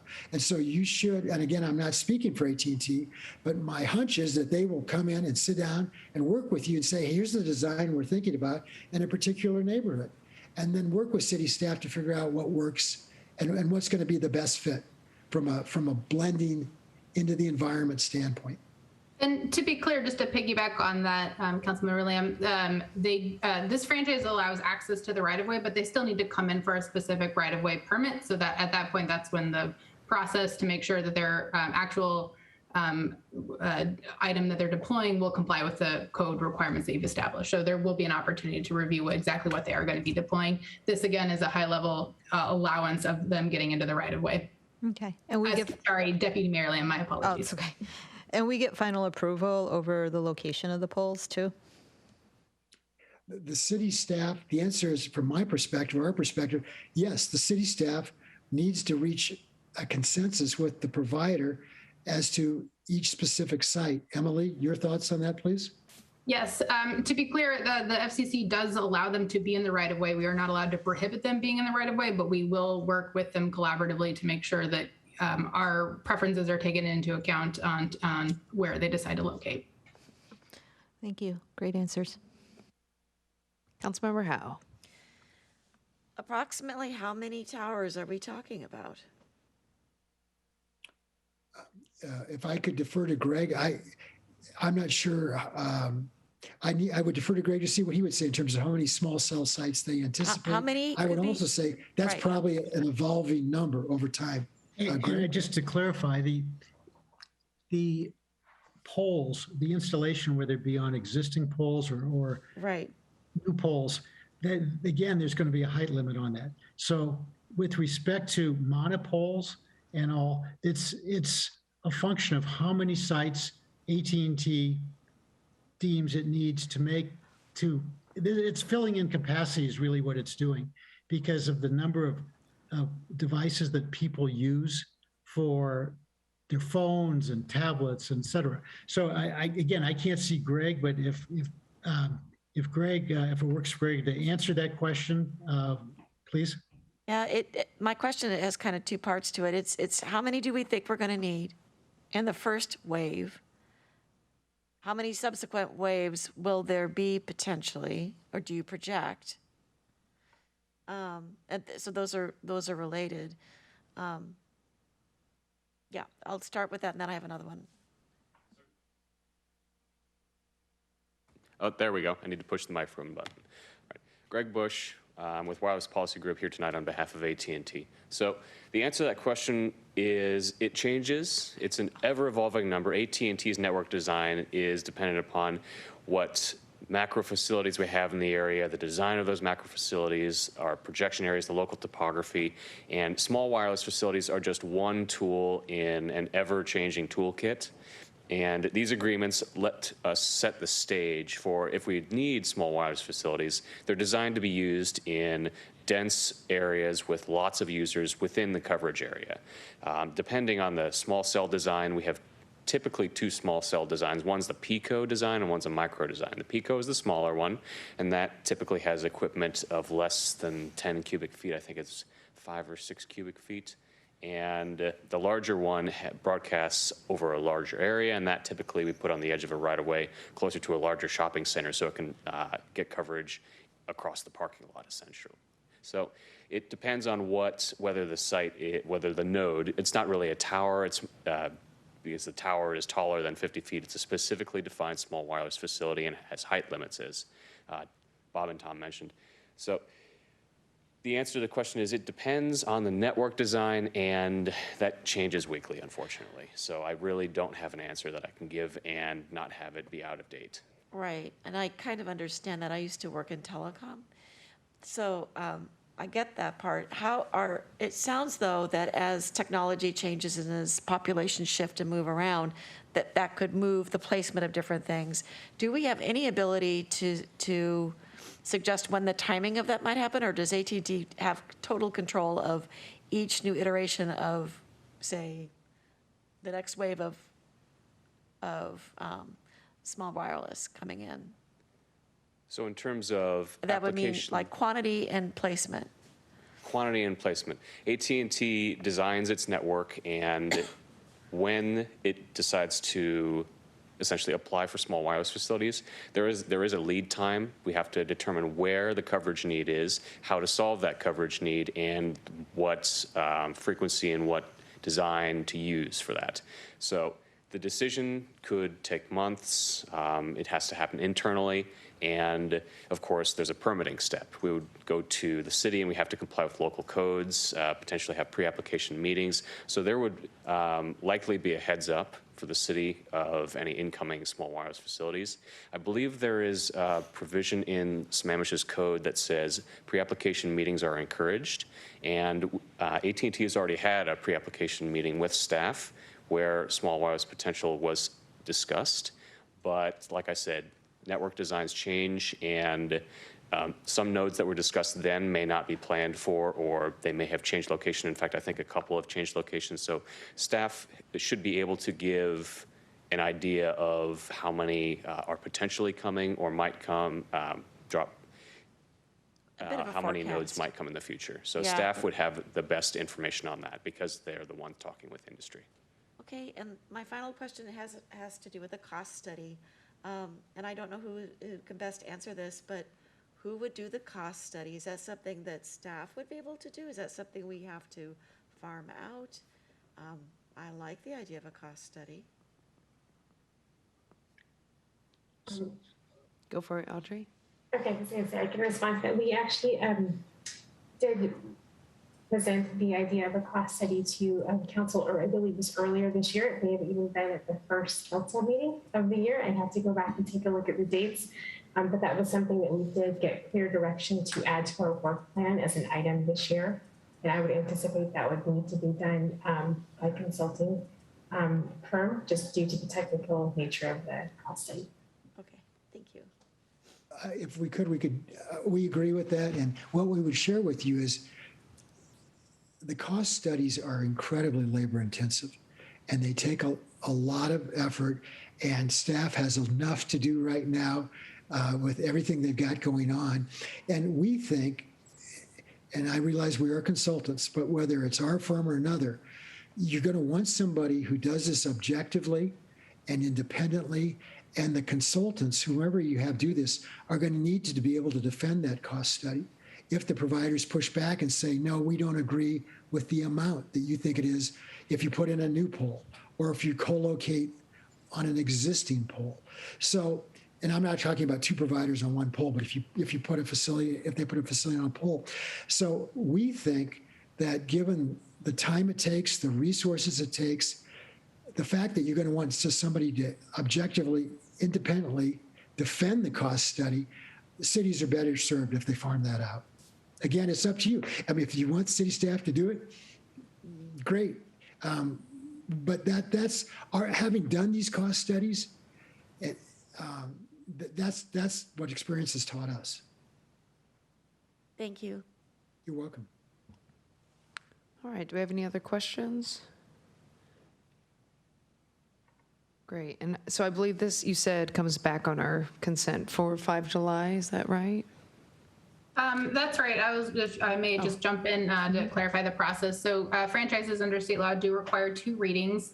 So this is our first reading, an opportunity to present it, have this conversation with you, answer any questions. And then it sounds like since there aren't any questions, we'll be bringing it back and putting it on the consent agenda just to streamline the rest of your council meetings. But if any questions do come up in the meantime, please feel free to reach out. We're here to be a resource.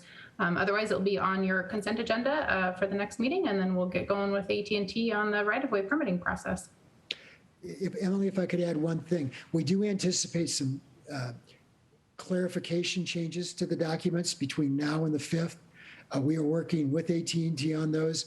So the documents that you have before you will have some edits to them for cleanup purposes or clarification purposes.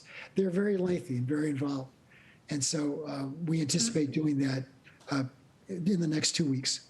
The documents are lengthy. The edits will be very minor and short. Yes. Thank you. That was my Absolutely. next question. When are we going to see those? Great. Yeah, very, very small minor edits. We'll call them out for you, but they'll be minor in nature. There's, as he said, these documents are quite lengthy, so it's inevitable that you miss something, but we'll clean it up and make sure it's ready to go for the next meeting. Great. Thank you all. Thank you. Thank you, Greg. Have a great evening. You're welcome. You're welcome. Yeah. Thank you, everyone. Thank you. All right, if we're good to keep going, next we have the stormwater policy for private property drainage improvements. Thank you. And Stephanie is coming on board. I'll introduce the item. So again, Audrey Starcy, Acting Public Works Director, and Stephanie Sullivan is our Senior Stormwater Program Manager. We're here tonight to discuss private property drainage improvements and I guess get some policy direction on if we should be doing improvements on private property where stormwater is maybe impacted. So Stephanie has a great presentation that she'll be bringing up in just a few minutes, and both Stephanie and I will be available for any questions you may have. Stephanie, when you're ready, please go ahead. Thank you. Good evening.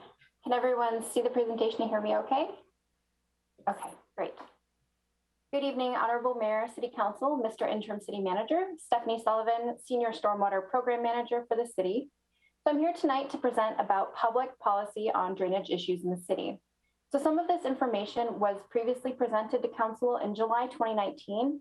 The two items we're discussing include whether you have feedback on and would like to adopt policy guidance on drainage issues in the city, and also ask for direction on a specific drainage issue on the 207th Avenue Northeast Street to inform the scope of maintenance and potential improvements in the Englewood neighborhood.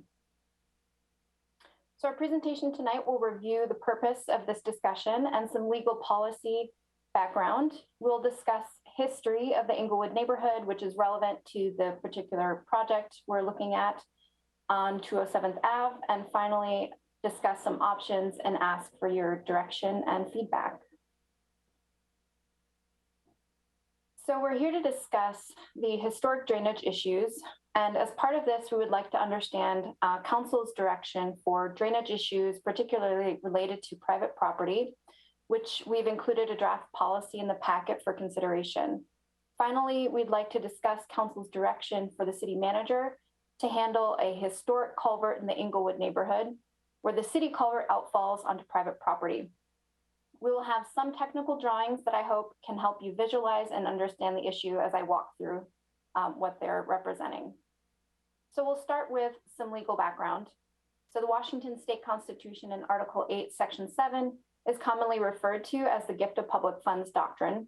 It generally says that no city shall give any money to or in aid of any individual, association, company, or corporation. And the purpose is to prevent public funds from being used to benefit private interests where public interests are not served. The Washington State Supreme Court has clarified this doctrine to say that public funds can be expended to carry out a fundamental purpose of government. As an example, improving water quality could provide a positive benefit to the public, so a fundamental public purpose may be served by the portion of a project that would improve water quality. City Code also speaks to these issues. It lays out the responsibilities by the public and both private owners for drainage facilities. So Sammamish Development Code Title 2103-050 subsection D9 describes when drainage facilities are accepted by the city for maintenance. Generally, the city may assume maintenance of private maintained drainage facilities only if there is a clear public benefit that is greater in scope than the cost. Some benefits may include reducing flooding or erosion, improving water quality, or if there's property damage or a safety hazard associated with the facility. And the code does require easements be obtained or that the area be dedicated as public right-of-way. Sammamish Development Code 2103-050 subsection D10 describes when drainage facilities are not accepted by the city for maintenance. The owner of the property remains responsible for the performance and maintenance of the system. And this means that private property owners must maintain their facilities. As an example, the city would not maintain conveyance systems on private roads. So to summarize, our current practice follows the guidance that was described in the agenda bill for tonight's presentation. And the goal of adopting this policy would be to consistently inform the public on the opportunities and limitations that the city has when addressing drainage issues, and also explain the approaches and resources that are available in order to resolve them. So is the council, I would give it back to the mayor at this point and ask if council is interested in directing the city manager to bring a resolution that would adopt policy guidance as presented in the agenda bill, and if so, does council have feedback on that proposed policy? Great, thank you so much, Stephanie. So I will open it up to council. And then I also have a second part to this presentation. Okay, great. So the first one is adopting that policy, is that correct? Or directing the city manager to, yes. Asking for input if you'd like us to direct the city manager to bring back a resolution for adoption for the policy, yes. Great. Councilmember Stewart. So are you asking to develop a policy that just clarifies for the public what the current laws are? Are you asking for us to come up with like a scoring system of when we might consider taking them over? Like, I was a little bit not clear when I read through this on where we were heading with this. I'm clear on the one issue that's there, and I know we have to talk about that, but in terms of a policy, I wasn't exactly sure what was being proposed. My apologies. That's okay. I appreciate the comment, Councilmember Stewart. The goal, I think, is to memorialize our practice and confirm council direction in dealing particularly with these instances where public facilities interact with private property, and trying to help define our responsibility as the city in ensuring that staff is appropriately following the will of the council in those policy decisions. So I think as it's written in the policy, it does explain that often there's a case-by-case basis. And so I think the next part of this presentation goes into a little bit more of that. But I think we also wanted to present this opportunity to have an overarching guidance policy. And so, yeah. So if I can summarize, the policy is basically, hey, here are all the laws around, like we can't just do it because it's cool or nice, because there's that whole get to public funds things. And here are all the places where you can potentially go get some help.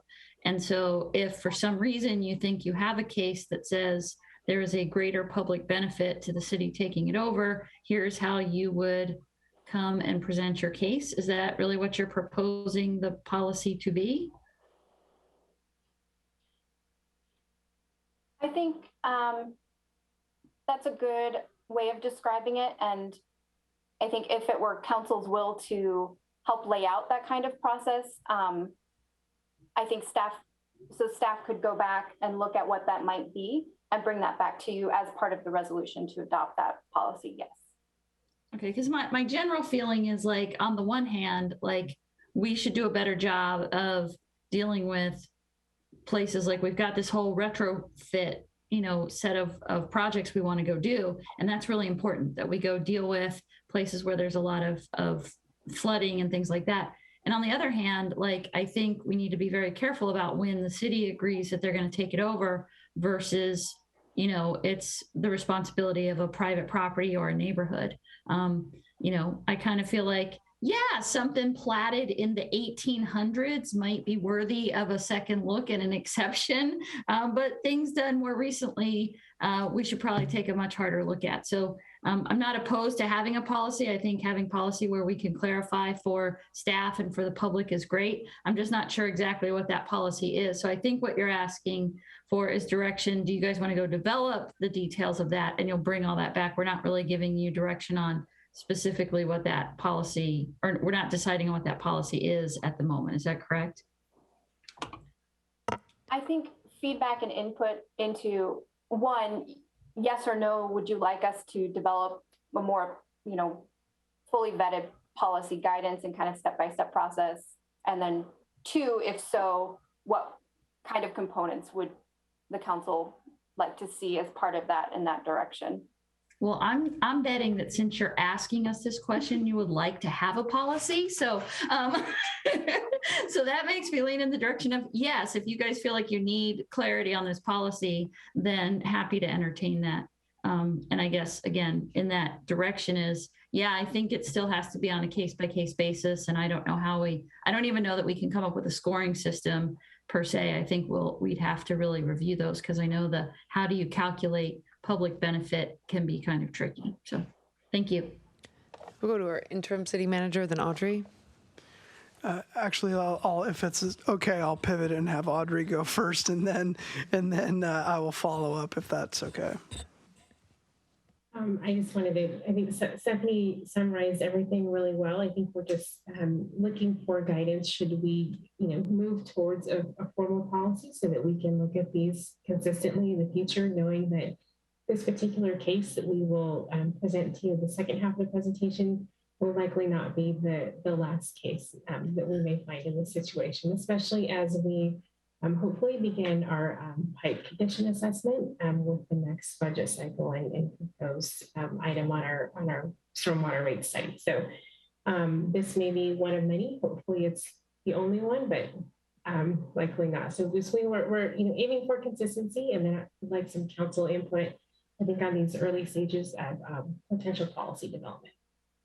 Thanks. Yeah, again, I think, things that are really old, I think we have to have a little more grace with, but I don't know if we can even develop a policy. I think we're going to need a lot of guidance from legal on how we can set up that criteria. But yeah, like things that were done more recently should be following the standards. People should be owning that. There are neighborhoods and private properties that should be living up to whatever obligations that they have, if we can legally do that. Thanks. Go for it. Thank you, Mayor. Just really quickly to follow up, I just want to be clear that we're really talking about what may or may not happen on private property. And I think what Stephanie was alluding to in her presentation is this is going to come up again. And I think it is very helpful from the staff perspective if we have a consistent way to approach these, even if they're done on a case-by-case basis, that we have some consistency to fall back on so that we are not in the position of people coming to you saying, I wasn't treated the same way the previous person was or the next person. And I think that overall is what we're striving for, is to be really clear when we do these what the approach and the policy is. Great, thank you. Councilmember Treen? Yes, status quo, you don't need to follow up anymore. Thanks. Deputy Mayor Lamb? What would really help me make a decision is knowing how many homes this would affect. I mean, we're talking about Inglewood Hill specifically, right? And like historically, if we're talking like pre-1970, like how many homes are we talking about? Is it like hundreds, thousands? So that when we talk about a case-by-case basis, I think maybe we could start narrowing it down, and maybe it only affects like, potentially 10 homes or something.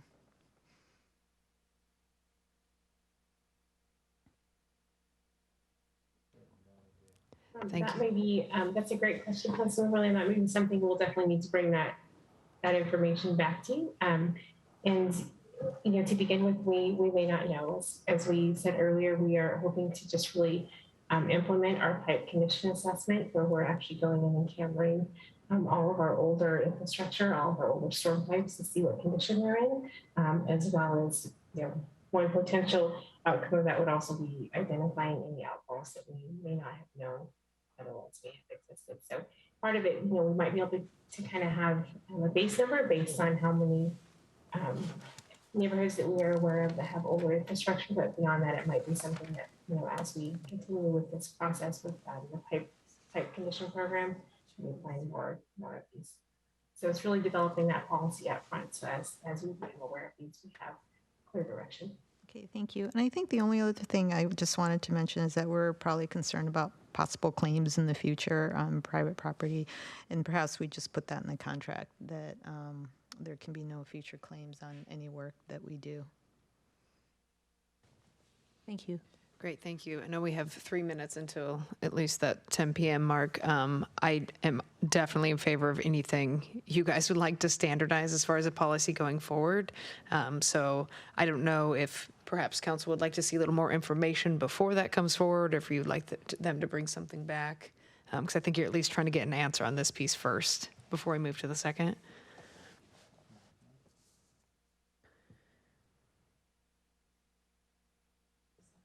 Yeah, I guess, does that require a motion to get something formalized to direct you to direct them? Well, there we go.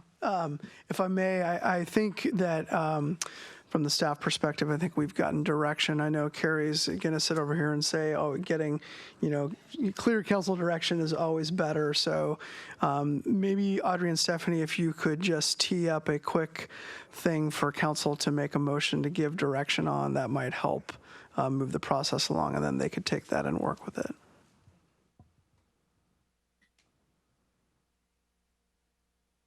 Stephanie, are you able to share your slide? I think that summarized it really well. Yes. We're asking for direction to have staff come back with a proposed policy document for public and private drainage.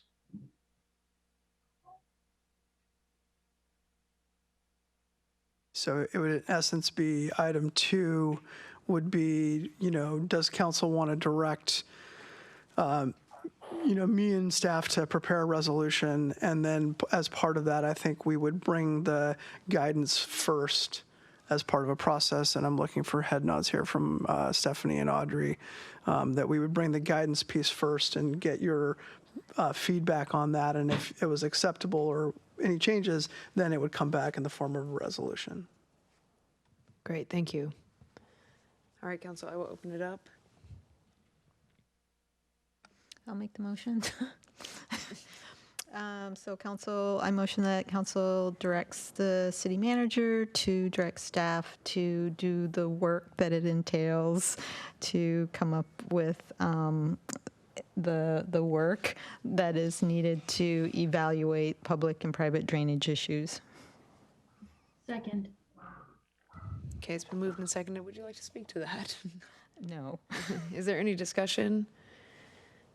All right, all those in favor of having a policy coming back to us, I believe, some standardized policy, say aye. Aye. Aye. Opposed? Nay. So by a vote of 4-1, believe that move passes. And I know we need to extend before. I move sorry. that we extend to 10:20, but only if you give us a 5-minute break. That's amenable. Second, I'll second that. All those in favor say aye. Aye. Aye. Aye. Opposed? Nay. All right, 4-1. If we extend to, would you say 10:20? Yes, And then we'll come back at 10:05 from a 5-minute break? please. Yeah, is that okay, Audrey and Stephanie? Okay, thank you. We'll be right back. Okay, we are back. Thank you so much. So I believe Stephanie and Audrey, you are still on, if you are back as well. Yes, I'm here. I will share my screen and get back into it. Okay. Thank you for that guidance. So now I'll move on to the specific drainage issue we're looking for council input on. Inglewood was subdivided in 1889, and just for fun, I thought I'd put up the plat map. It's commonly referred to as a paper plat, which is a division of land, and you're not really meant to read like all the tiny details, but it's called a paper plat. It was drawn on a flat piece of paper, but didn't really recognize all the topography of the area. It was neatly divided into 1,800 lots. Each was 25 feet wide and 100 feet long. So I just wanted to give you a little bit of background. But there are rights of way in between each block for roads and utilities. And the lots we're talking about is in block 25, just for historic reference. So under current zoning standards, each lot is not buildable on its own. And in 1964, King County constructed 207th Avenue Northeast, which we have the as-built drawing for. That's around the time that sewer service was being built to improve water quality of Lake Sammamish, which successfully diverted sewage away from the lake in 1968. In 2014, city staff were contacted by the property owners of 835 207th Avenue Northeast in this neighborhood about drainage concerns related to increased runoff from the road surface. And city crews mitigated the immediate issue by installing a new catch basin to collect the runoff and discharge it to the existing pipe system. At the time, the stormwater manager also observed that ditches have been paved over. Historic culvert also predated the homes in the area and was not likely to be changed anytime soon. And the condition of the existing system would require significant maintenance in the future. And in 2020, staff were contacted again with drainage concerns by a new property owner. We met with the homeowner to discuss solutions and developed a plan to stop the immediate erosion by installing an overland pipe. The system is intended to remain until the city can construct an additional catch basin in the street within city right-of-way to capture that runoff and drain it away from the hillside and into the historic pipe within the right-of-way. So staff considered implementing that project as part of the annual capital drainage resolutions program. And after discussions with management, recognized that council may want to weigh in on the extent of the work and whether it would, the will of the council would desire additional improvements beyond city right-of-way in this instance. So zooming into the Inglewood neighborhood, this map is our online stormwater system. It is an interactive map available on the website, and to the north is the top of the picture. And the map shows the stormwater system with ditches in brown and with little arrows in the direction of flow. Pipes are in blue and culverts are in yellow. So to orient you, I'll point out that Northeast Inglewood Hill Road runs from the top left to the bottom right of the screen. And south of Inglewood Hill Road is 11th Street, which runs east-west. Circled in red is the location of the pipe in question, which I know Mary put on her slides during public comment, and is located underneath 207th Ave. The topography of the area is significant, and the pipe is in a historic ravine where water naturally flows and is considered to be the historic drainage path, which is an important thing. To build the road, the county actually put this pipe in the bottom of the ravine and filled over the top of it. So create a man-made slope on the west side of 207th, which you can see, we'll see a photo of shortly. So first I'll explain a little bit more about the pipe and the maintenance that is needed. So this is a survey of the area that we took in 2021, and it shows the existing historic pipe underneath 207th in blue. The pink is an overland pipe that the city installed, and we're also showing the road was built in 1964, the home was built in 1979, and so this road and drainage system actually predate the house. The home is on septic as well. So here's the as-built from the original King County drawing showing the road and the topography of the area. So the top half of this page is the section view of 207th. Imagine we're standing at Lake Sammamish. We cut down the center of 207th. You're looking straight at the land of the road. This is the shape it would have. So it shows us the change in elevation over the length of the road. So we're looking east and the road runs north-south, which is to the right. The bottom half of this slide is the plan view, looking down at the road as if you're a bird in the sky. It's oriented the same as the section view, so they line up and north is to the left. The arrows on the plan view indicate the direction of the stormwater flows, which are highlighted in blue. And the green is the original topography of the land. So just south of Northeast 9th Street, or to the right of the screen, you see the arrows of flow converge on a line. On the plan view, crosses the street, and at the end of the pipe in the plan view, I added a shape to show the location of the nearest house with respect to the end of the pipe. So the pipe outfalls to the side yard of the home. The house was approved by King County and constructed in 1980 after the road was built. The building plans are not high quality. They do not indicate whether drainage from the pipe under this road was considered. I've already known the house is on septic. So now I'll show you some photos. So this is a picture of the hillside and the city installed temporary pipe, which is the large black pipe on the left. The pipe is functioning as intended and collecting surface runoff from the road to prevent erosion on the hillside. The historic culvert pipe is underneath 207th, which is next to it. And the shovel sticking in the ground shows it's just below the tree to the right of the large black pipe. The red line points to a zoomed in photo showing the 18-inch culvert pipe. It's a corrugated metal pipe with the shovel. It shows a small black pipe going inside of it, which we believe was an attempt by a previous landowner to control the flows from that large culvert, which was not functional. The far right of the screen is a video of what a storm over last winter that the property owner took, just to give you some sense of what's happening during those big storms. So you can see the overland pipe in the background, and then this is the water coming through the 18-inch culvert. This was a particularly heavy storm. I think it was maybe a 25-year storm. But so that's what the property owner sees on the ground. So this was taken after we experienced over 3 inches of rain. And it typically has a 4% chance of occurring each year. So while it's a somewhat extreme example of what's happening, this is what the homeowner saw that day. So that brings us to the options I'd like to present for council's consideration and moving forward. Essentially, option 1 would be to hire a consultant, do a more in-depth alternatives analysis, have the city consider funding portions of the project that would improve water quality. Essentially, we would consider tight lines down to potentially the bottom of the ravine, or consider improvements on the property itself. There are some pros and cons to consider. And then the second option would be status quo, or past practice has been to keep work within the right of way and only maintain and construct the improvements in that right of way. We could also consider opening ditches in the neighborhood, which we would want council approval on, because that would be some disruption to the neighborhood. We would also look at maintaining and repairing the existing catch basin and culvert pipe, and could still consider improving the surface runoff with an additional catch basin and maintaining the existing historic pipe.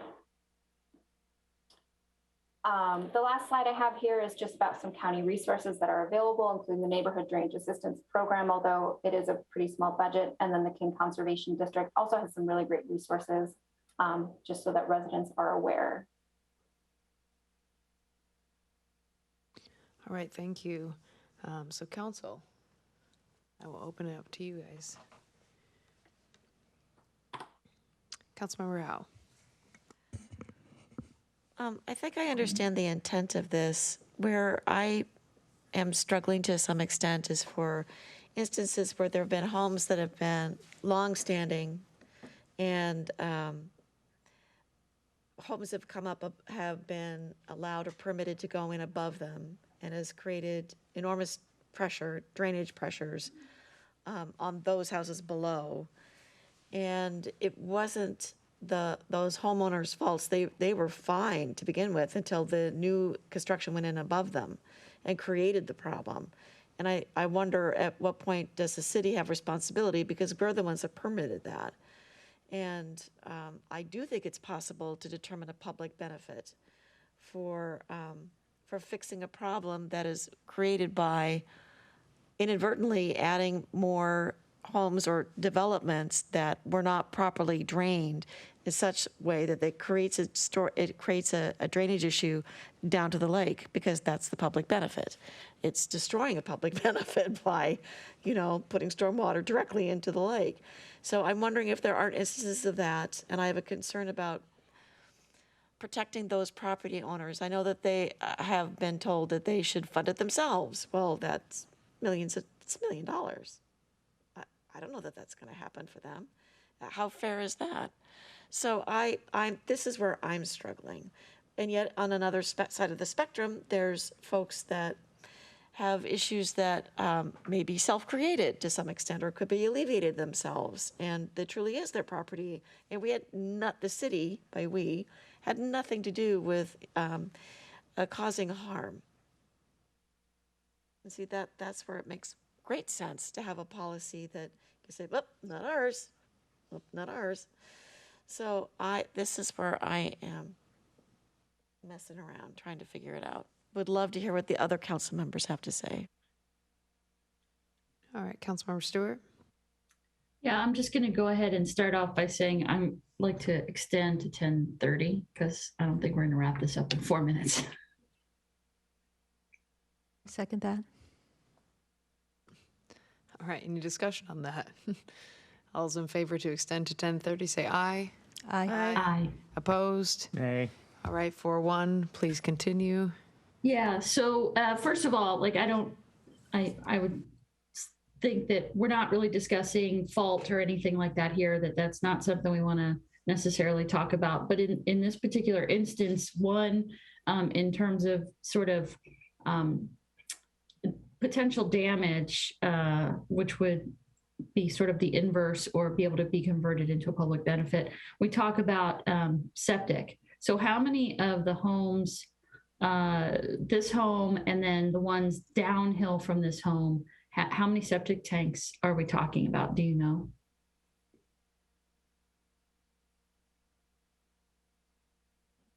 I do not know off the top of my head. I know that 207 is in the Sammamish Plateau Waters sewer comprehensive plan for an extension in the future.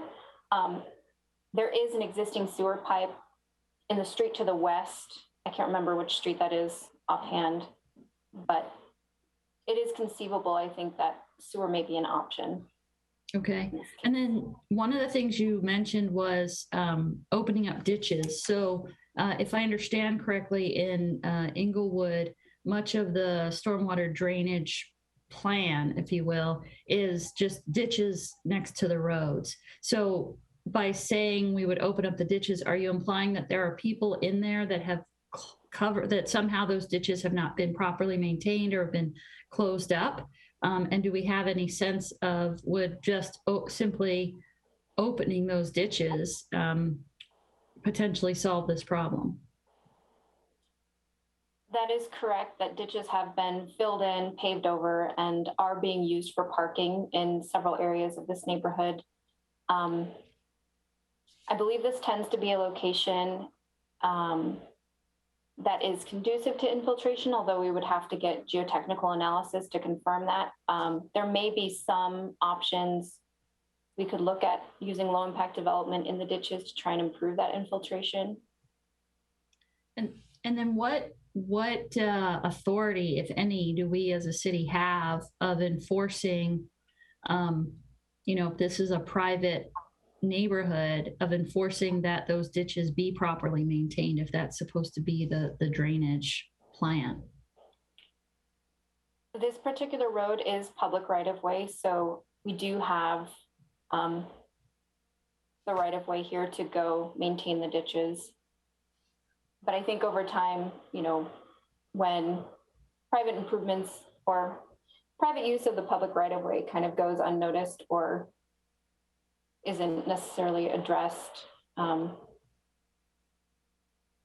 that's where we end up in a odd position of it could cause some disturbance, I think, to the neighborhood, and we would want the council's direction on that. So I guess my general gut says if we believe that opening up the ditches would solve the problem, I really don't have a problem going into the neighborhood and saying, hey, you've illegally paved over this ditch to create parking, because I'm pretty sure they should have had a permit for that, which they clearly didn't. So that feels like a bit of an enforcement thing that I would be okay with, if we think that that's truly going to solve the problem, although we might do that anyway, just because we really don't want to kind of look the other way once we now know that we have people who've, kind of circumvented the policies and are creating problems, whether we solve this another way or not. So I think I'm okay with that, right? Where people are going in and paving over drainage ditches, that's totally not cool. But I don't know if just clearing the ditches on this one street is really going to solve this problem.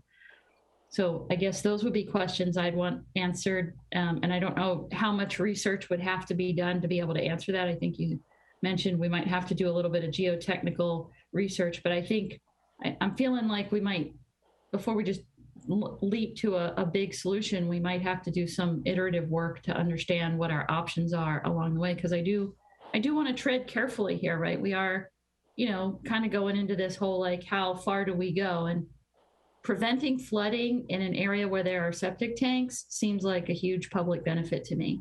But finding the right balance of how we solve that between what the city takes over and what we try not to do.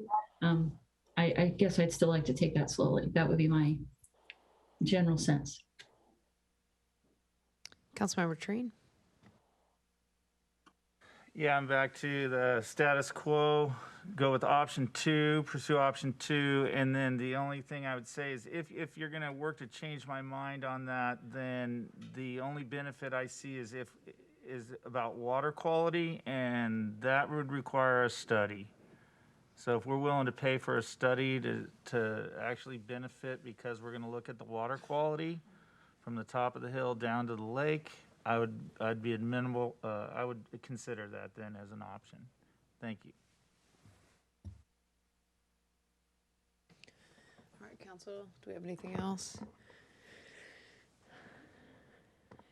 So I will say personally, I'm definitely struggling between just staying status quo and actually hiring that consultant because I can't find a dollar amount for that either. I don't know what that would even look like. Yeah, I'm definitely struggling here.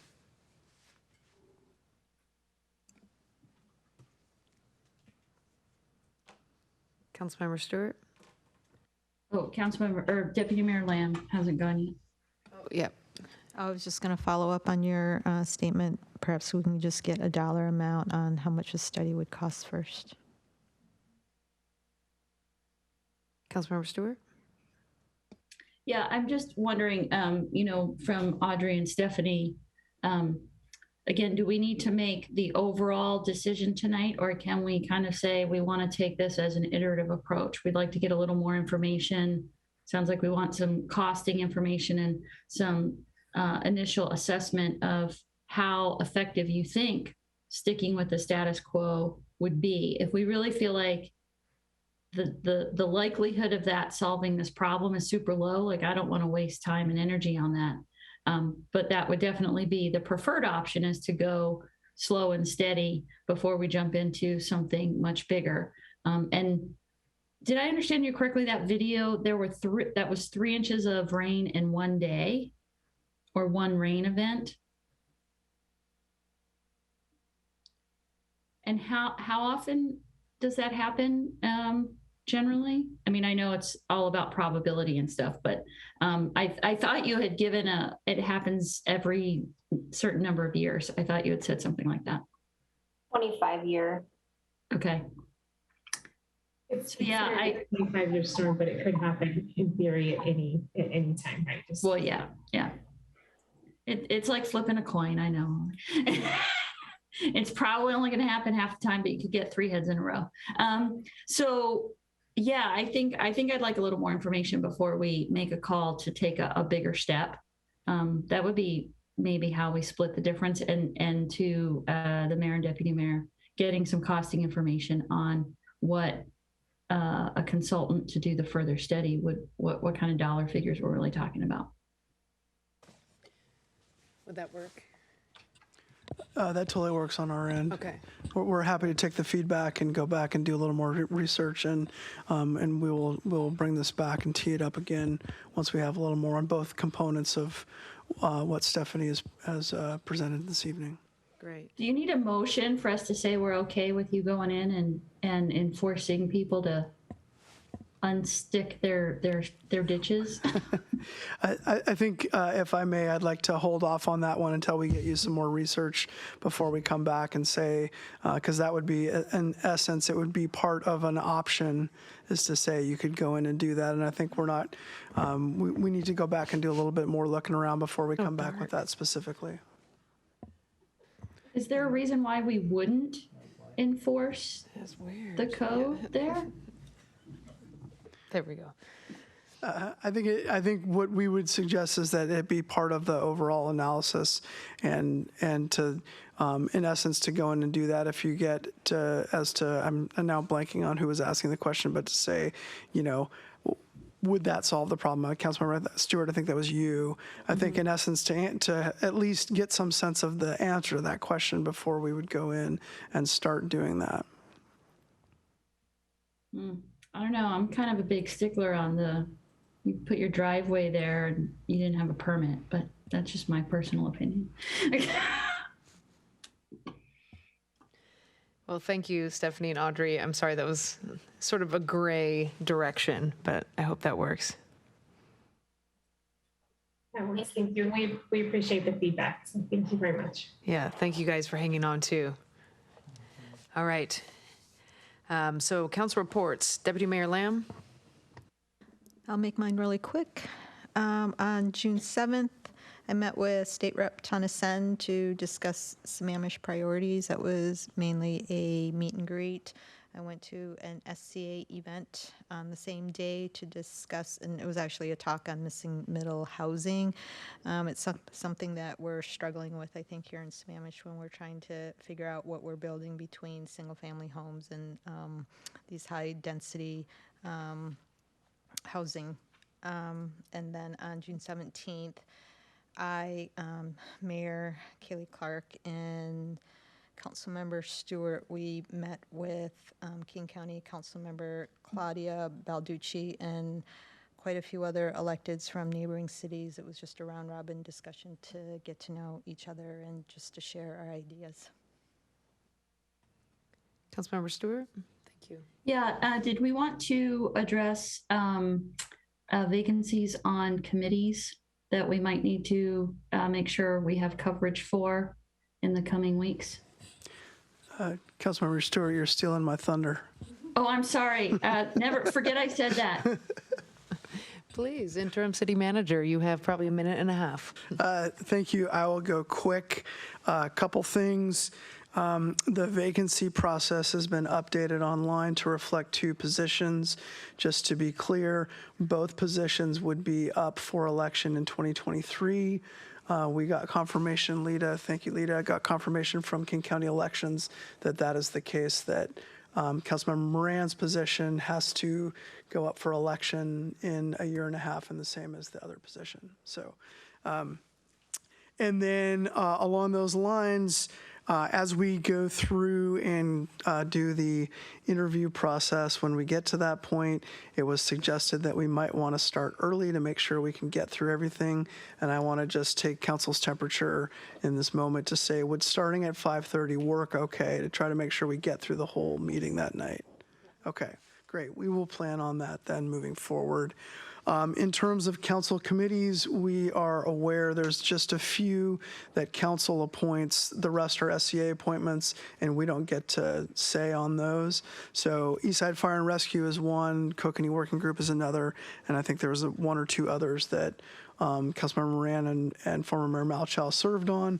I think if it's okay with council, since we have 2 people on the EFR board right now, that's the alternate will be promoted, and that the 2 of you that are currently serving would continue, and we would come back after the new council members are seated, and then you can have a collective decision on who is going to fill those positions that are open. Yeah, later sounds good. Yeah. Just to make sure that you have all 7 council members, and then you could decide how you want to do that. And I think that is everything that I had to cram in a short time period. I wanted to find out, though, before we have all of our council members seated, are there meetings, there are Riot 8, Kokanee Work Group, any of those meetings that will be occurring between now and then that we should at least have someone cover for us? Councilmember Treen has Kokanee. He's the alternate. And We have the Eastside Fire, right? yep, we got Eastside Fire. So then we have Riot 8. Yeah, I think Riot 8 is the only one, and I'll double check with Mike and make sure that we're not missing any of those. And if we are, I'll put a message out and see if someone can at least sit in on those. So we'll make sure. Thank you, Councilmember Stewart. That's a good point. We'll make sure that we get all those covered in timely fashion.